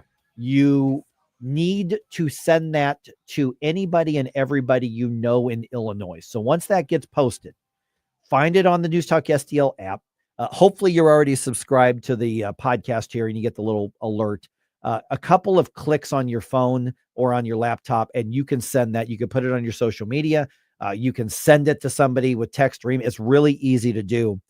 Some really scary things are happening in Illinois. Now, we talked a lot about that crackdown on homeschooling, but this isn't like what you see in other states where they're saying, well, we need to have some reporting and just documentation that you're actually teaching kids something. And I think that's too intrusive, but you've got degrees of, we understand where they're coming from. This is a takeover and government wanting ownership of your children. Yes. If you take them out of their indoctrination camps, which some people call public schools, then they want to reclaim ownership of them. And I think Shannon said something to that effect, and that was spot on. But then there's also the situation in Deerfield, Illinois. And this is wild. This is absolute craziness to me. This is something that happened, I think, late last week, and it's in the national news. Now, I saw the report when it came out, and I'm like, okay, it's not really local, but now it's national. So what's happened is some girls in Deerfield, Illinois, and I didn't catch what ages they were. It's either junior high or high school. And they're going into the locker room for PE class, and there's a boy who says he's a girl. Right. One of these mentally ill kids. And they were like, no, we're not taking our clothes off in front of the boy in the locker room. Right. Because they have common sense. Right. And maybe they were taught, a shred of modesty and morality and that sort of thing. Or maybe they're just like, hey, freak, get out of here. Right. And the school district went after the girls saying, how dare you? You're in trouble. You're getting written up. You violated our bullying rules because one, you're quote unquote misgendering him by telling the truth. And they stood their ground. And now you've got lawyers and lawsuits involved because the school said you will take off your clothes in front of this boy. Yeah. I mean, even unconfirmed reports of physically blocking the exit. I've read those reports and I can't confirm them. And Shannon couldn't confirm those either. Right. But the threat from the school is very real. Absolutely. They're very clear. And even in the Illinois legislature, she said, did you hear what that lawmaker said? Which I did. He accused these girls in the state assembly, in the Capitol, of lying. It's crazy. Well, nobody at the school district is accusing them of lying. You just decided to make that up in order to, I guess, score some weird political point against teenage girls. Right. Yeah. And congratulations on your win there, if you think that's what happened. I guess. But these two things are connected because at one point when we started shifting the political winds on these culture war issues, which, by the way, the left started this round of them. Yes. The left hasn't started every round of the culture war, but they started this one and they were winning for a while. And then they're getting beat now because people have said we've had enough. And it's because of stuff like this. They start most of them, by the way. Yeah. I mean, not, like you said, not all of them. They haven't started all of them. But they start most of them. They certainly started this entire round. Absolutely. And this trans stuff, for some reason, they are stuck on this one. Like we've seen them kind of back off on some cultural issues occasionally when the public, they see that the public wins aren't exactly at their back. They'll back off at the very least, and they won't make it kind of a central point. They'll still hold on to their beliefs and they'll try again later. Yeah. But I've never seen them do this. I've never seen them in the face of absolute public, massive public backlash for them to stand up and just plant their flag on this ground. I've never seen them do this before, and it's very weird. See, this is why, and I'm just going to mention Trump and then step out of it because Trump's not the central figure here, but his strategy and his tactic of saying, if you keep doing this, I'm going to withhold the federal money.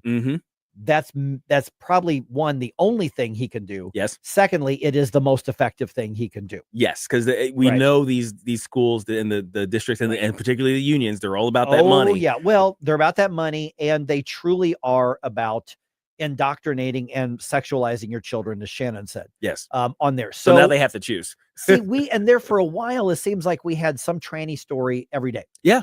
And I got tired of them. Yeah, I was it's like there's nothing new to say. It's all new. Tranny at the gym, tranny at the waxing salon. There's a tranny doing this, and yes, absolutely. Yeah, throwing hands because they got misgendered. Right, all of that stuff. Yeah, and it got stale. It got old. We started. We have reclaimed the momentum based on truth and morality. And again, if you're an adult and you want to do that, listen, I'll fight for your right to do it. Yeah. I'll fight for your right to live however stupid you want to live if you're a grown up. We're not talking about that. We're talking about, in this case, a public school system, which is by definition government. Yes. Yes.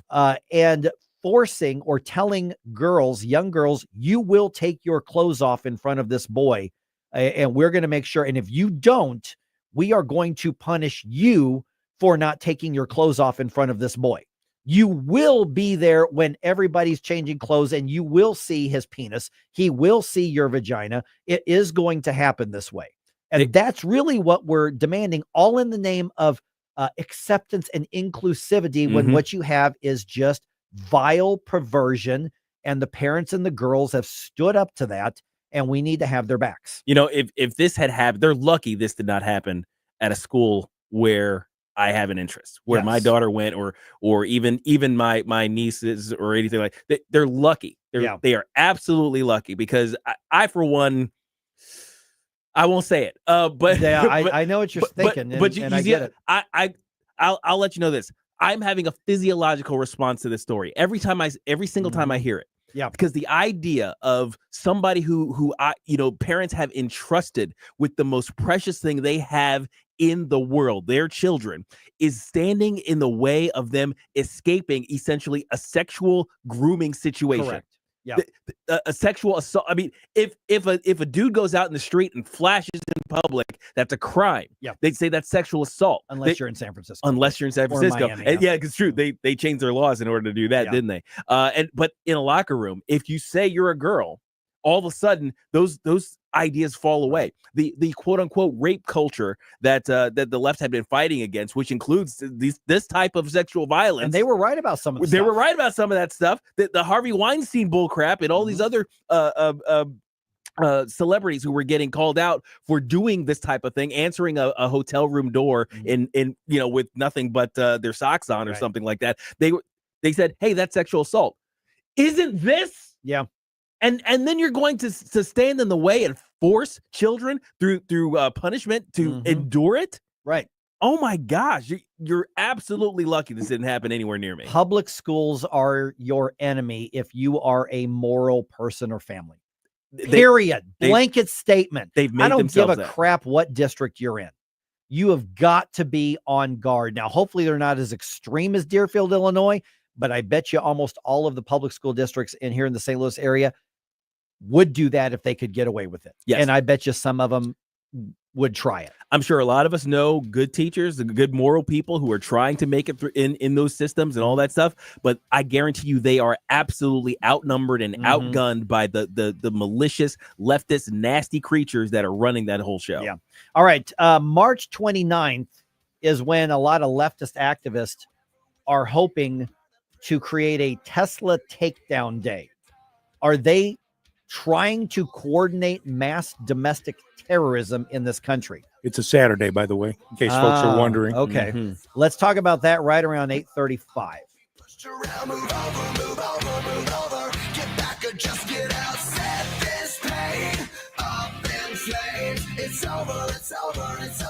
Watch us on our live stream using Rumble, Facebook, and Twitter.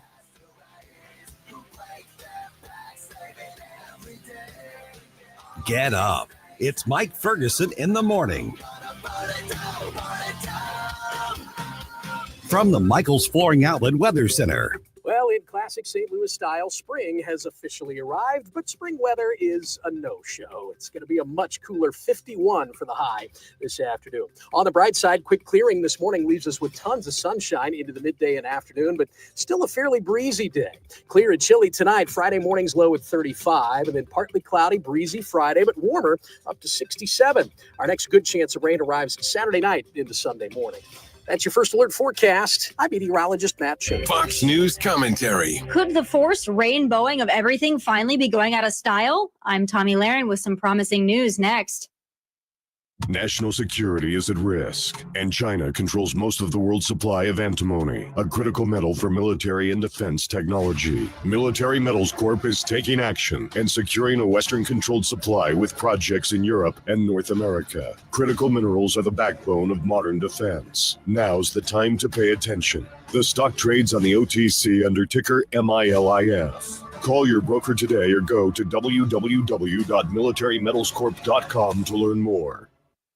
10 years Pride Month has been thrust upon us by dang near every major corporation in America. The notion that we should dedicate an entire month to celebrating the sexual preferences of the minority is rather odd to begin with, but made even worse by the corporate endorsement of it. But there's good news. Some companies are starting to take a hint and cut it out. Organizers of San Francisco Pride are concerned about money flow due to major companies pulling sponsorships this year. At least 5 corporations have pulled out, with Anheuser-Busch and Comcast reportedly in that group. This represents a loss of roughly $300,000. But I cry no tears for San Francisco Pride. The theme this year: queer joy is resistance. Why should companies who have no business getting into sexual preference promotion anyway throw dollars behind an event that is so transparently anti-Trump? I'm Tommy Lahren, and you can watch my show, Tommy Lahren is Fearless, at Outkick.com. It's almost time for baseball's return to St. Louis. Get ready to watch your Cardinals take the field at Busch Stadium. From home runs and fireworks to historic plays and rising stars, there's no better way to catch Cardinals baseball than with thousands of friends, old and new, in the sea of red. Grab your tickets now to join the fun in Cardinals Nation. Visit Cardinals.com for tickets and info. St. Louis Cardinals, for the Lou. There is no better way to enjoy America's favorite pastime than cheering on the Cardinals with your family at Busch Stadium. From the thrill of watching the game to the kid-friendly activities, food, and fun, the ballpark has it all. Make magical memories as you cheer together for every home run, double play, and Cards win. Your family's summer tradition starts here at Busch Stadium. Grab your tickets today at Cardinals.com. St. Louis Cardinals, for the Lou. Colombo here for my friends at Bluff City Outdoors in Alton. The knowledgeable staff at Bluff City has served the St. Louis outdoor community for decades, and they can take care of all your bow hunting needs, all your trapping needs, all your fishing needs, and more. Plus, while you're there, you can schedule a trip with a local fishing guide and shoot in their archery range. Bluff City Outdoors is open 7 days a week, 1 mile east of Fast Eddie's at 2813 East Broadway in Alton. Follow them on Facebook and at bluffcityoutdoors.com.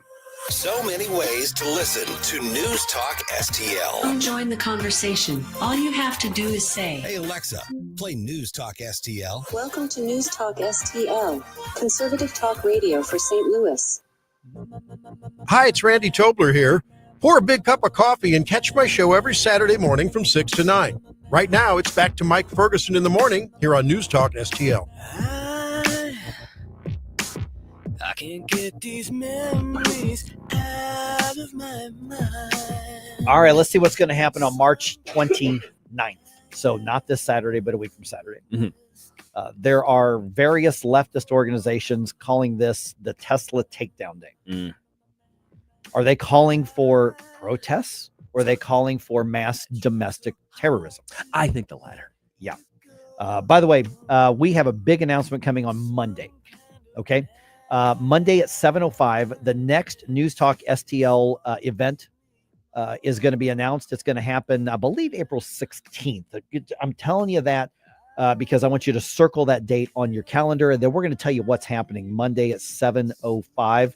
I can tell you this, one of the coolest, one of the biggest, most popular names in the freedom movement is coming to St. Louis. We're part of it.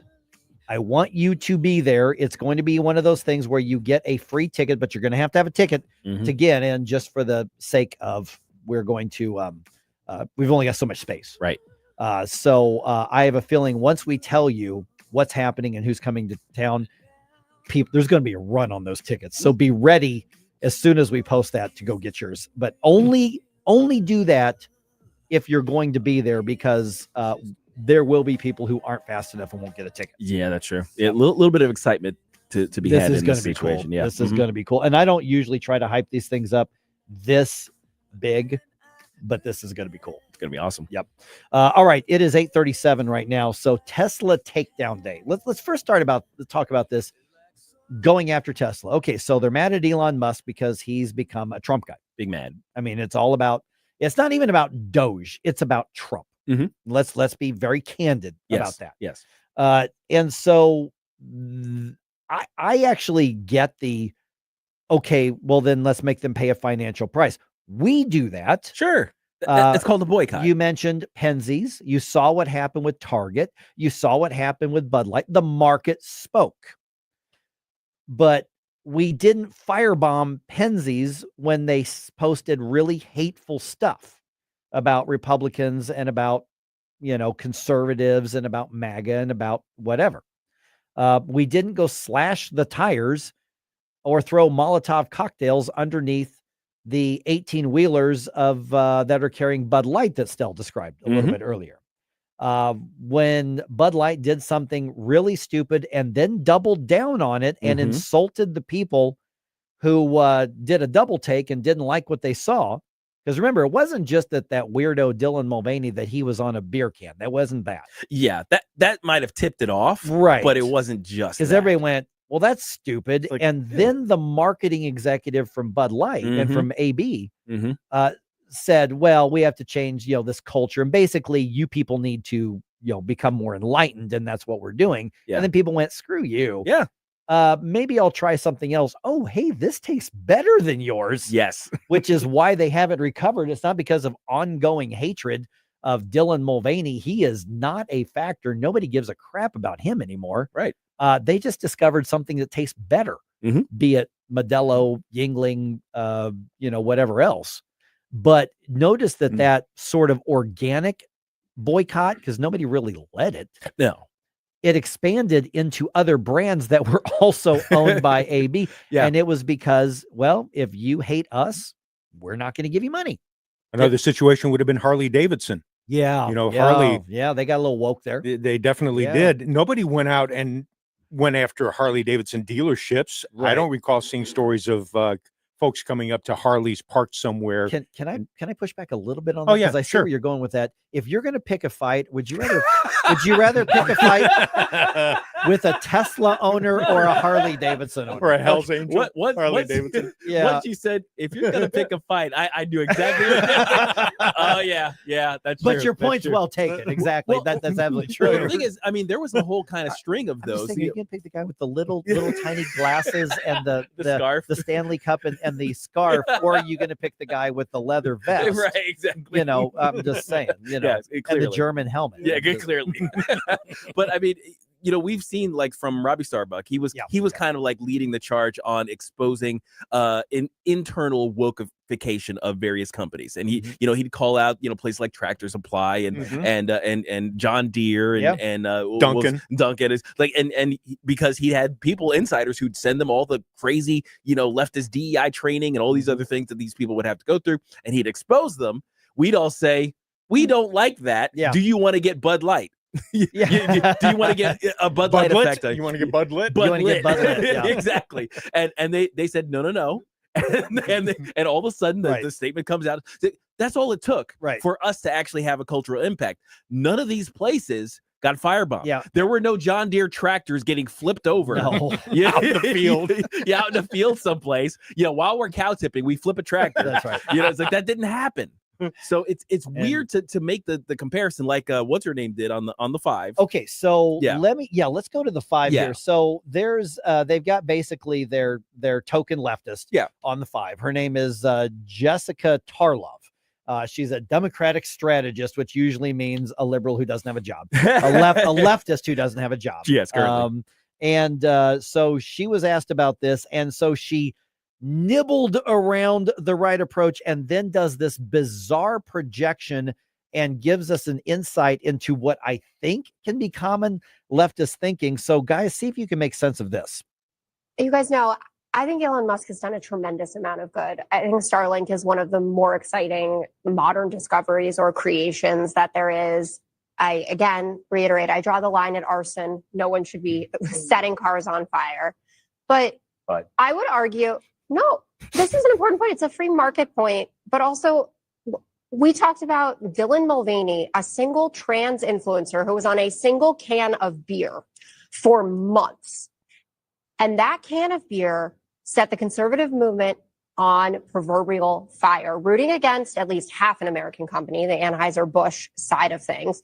Kid Rock out there doing target practice with Budweiser cans, people vowing to decimate that brand. And Dylan Mulvaney has much less of an impact on people's lives than Elon Musk does. So is that okay? Or that was wrong too, and everyone wants to mea culpa over that? It was one can of beer with one transgender person on it. Okay, so she says, I draw the line at arson, so I'm going to take her at her word and assume she's against the firebombing and the Molotov cocktails, but she's okay with the spray painting in King. Benefit of the doubt would say what she meant was she's against any sort of vandalism, but she said she draws the line at arson. Arson, yeah. She was kind of specific with that. Right. So, but then she goes on to say, but it's the same thing as you choosing not to buy Bud Light because of the Dylan Mulvaney nonsense. Right. So spray painting somebody's, $50,000, $60,000, $70,000 vehicle. Yeah. I don't even know how much these things cost. But more than they're worth, they cost. But I know they cost about as much as like a really big truck. So like $70,000.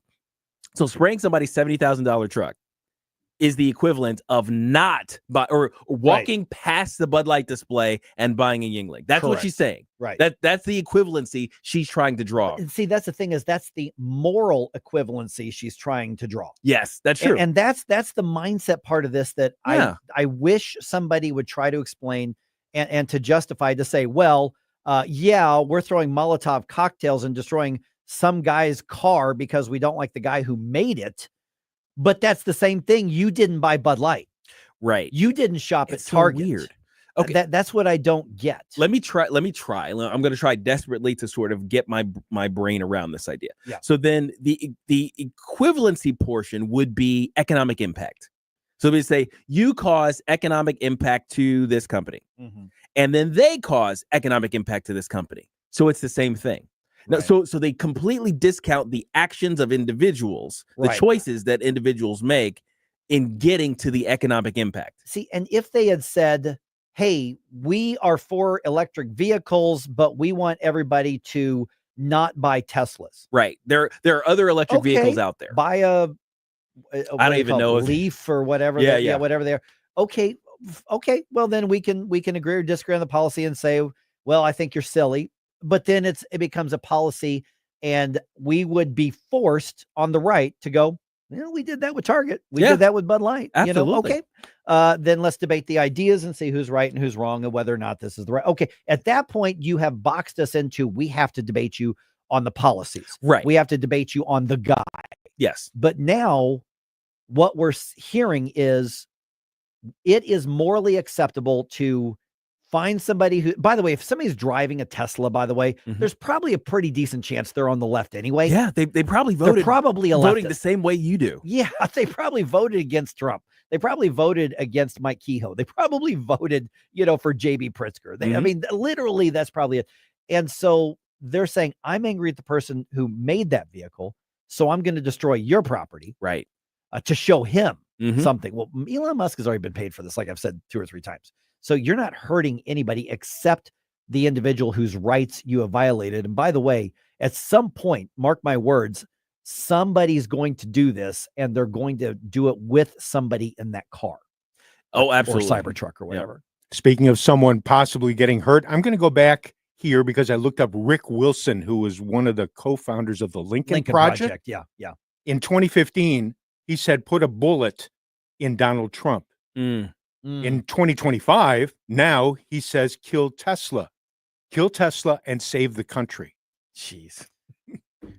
He probably was talking about the stock in the business, but with that history, that's a really stupid thing to say. I'm not giving you the benefit of the doubt, on that one. Well, so he got kicked. By the way, he got 30-day suspension on X. Oh, good. And then you've got, of course, the United Healthcare CEO who was cold-blooded murdered. I don't like health insurance companies either, but the difference is somebody with a leftist thinking looks at that as protest, as though we're holding signs up in the street, but it's what we're protesting. That's what matters, not the violence or the violation of somebody else's rights or even life. Alton on Facebook says boycott versus domestic terrorism. Right. Like that's the equivalency that they're trying to make. Because by the way, just to be clear, when we say domestic terrorism, we're not using hyperbole. No, this is the basic definition of terrorism, to use violence or the threat of violence to intimidate or to otherwise coerce people towards your political goal or social or political or even goal. religious. Yes. So this is the attacks on Tesla, the celebration of the attacks on Tesla. All of that is, in my view, very much a part of the domestic terrorism landscape that we're living with now with the left. Right. 314-912-1019. Got some thoughts on this. Last chance, leftists. Tell me why you think that this is justified and this is right and this is moral and this is ethical. I may only have 60 or 90 seconds for you, but I'll let you make your case. Somebody was caught shooting at Teslas, and listener Thomas also on Facebook said, so is it okay for us to own a gun if we shoot Teslas? I'm always confused by the left. Oh, yeah, precisely.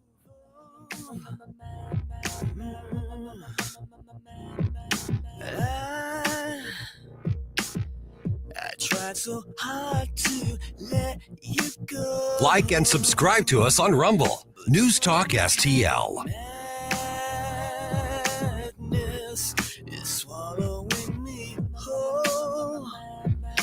Hungry for lunch? Head to Pop's Kitchen downtown.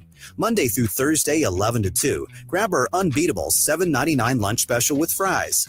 Choose from juicy cheeseburgers, Philly steak or chicken, 6-piece wings, 2-piece fish of your choice, or a savory gyro sandwich. Pop's Kitchen downtown, 1330 Washington Avenue, where good food meets great value. Order online at popskitchendowntownstl.com. That's popskitchendowntownstl.com. Let's get together and celebrate our great victories. Tim Jones here, inviting you to join News Talk STL and all of our conservative friends on Friday, March 21st at Old Hickory Golf Club in St. Charles for the Lincoln Trump Dinner. Cocktails, dinner, lots of great speakers, and more. Log on to stcharlesgop.com for details and to purchase tickets. The 2025 St. Charles County Lincoln Trump Dinner, March 21st, stcharlesgop.com, stcharlesgop.com. When you're approaching retirement, there are a lot of questions to answer. Do you have enough money to fund your income for life? How should you claim Social Security? And what's your plan for health care and long-term care? Hi, I'm Eric Robert, Director of Investments with the ClearPath Wealth Management Group at Stifel and host of On the Money Saturday mornings at 9 on News Talk STL 1019. Don't leave your retirement to chance. It's crucial to understand and address relevant risks before you retire. Our team can help you get organized, guide you through critical retirement decisions, and create an investment portfolio designed around your needs. To schedule your free retirement plan consultation, go to clearpathinvesting.com. That's clearpathinvesting.com, or call us at 636-695-2650. That's clearpathinvesting.com or 636-695-2650. Stifel Nicholas and Company Incorporated, member SIPC and NYSE. Tim Jones and Chris Arps in the afternoon. President Trump spoke to Putin and Zelensky this week. Are we close to peace in Ukraine? Steve Bucci of Heritage at 420 to discuss. Tim Jones and Chris Arps. Weekdays at 4 on News Talk STL 1019 and 94.1. News Talk STL. Live and local. Listen to what those local folks are telling you. News Talk STL.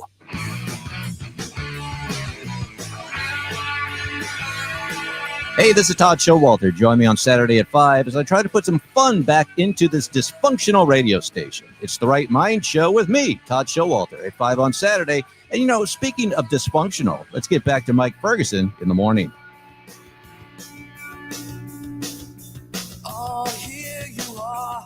I'm starting to think my teasing skills in broadcasting are pretty good. Oh yeah, absolutely. Because we got some people asking, all right, when are you going to announce this thing? Okay, so Monday at 7:05, we're going to announce the next News Talk STL station event. So all the details are going to be announced at 7:05 on Monday. I am telling you, this is a cool one.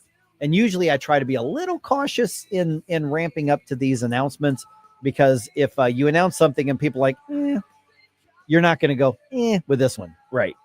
We're partnering with a freedom-based really good freedom-based organization, and we are going to be bringing in one of the coolest, one of the biggest names currently in the freedom movement into St. Louis. This is going to be a lot of fun.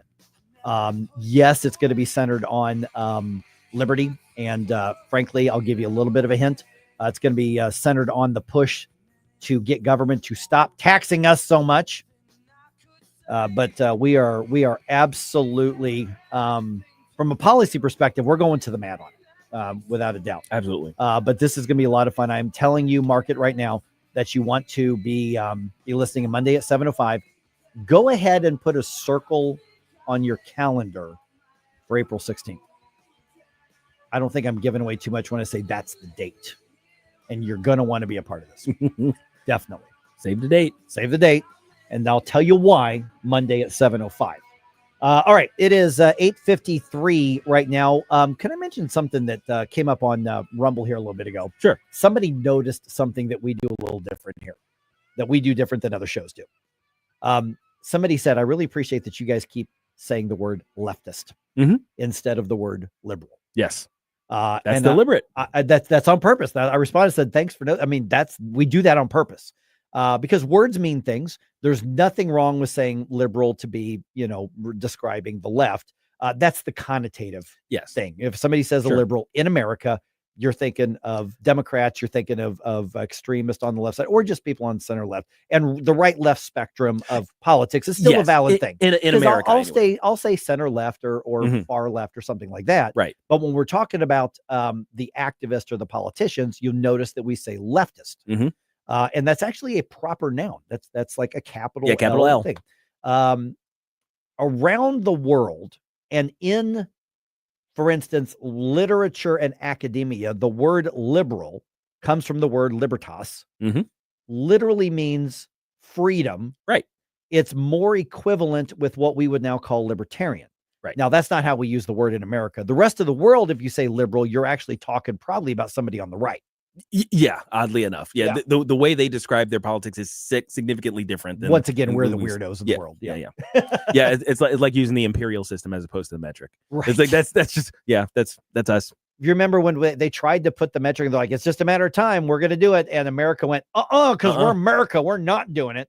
And we to this day have not done it. We have not. No.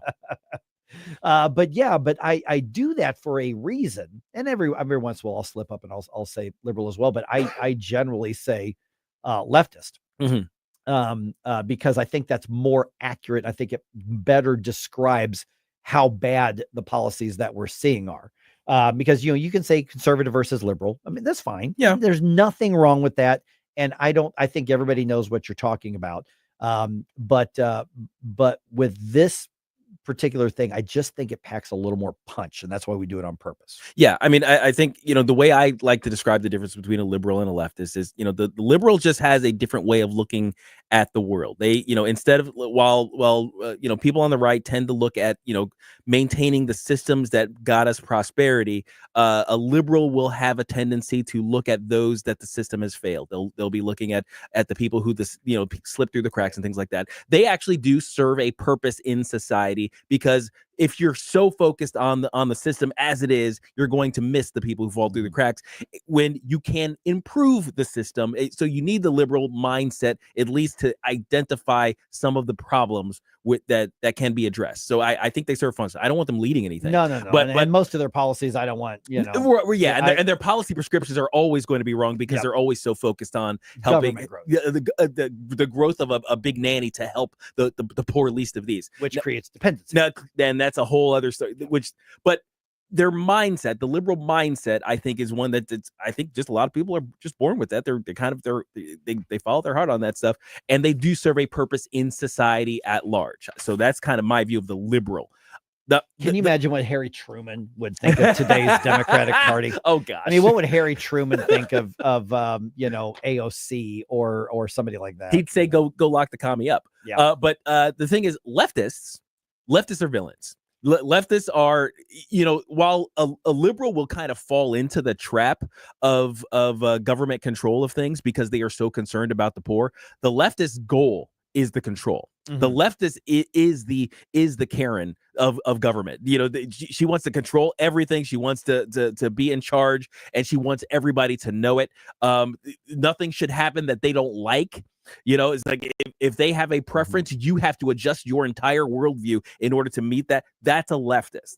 And the leftists are absolute villains. There's almost no redeeming them. Amy on Rumble suggests Demsheviks. And mashed up with Bolshevik. Corporeal being Diddycrats. Oh, man. Fitting. You know what? Solid.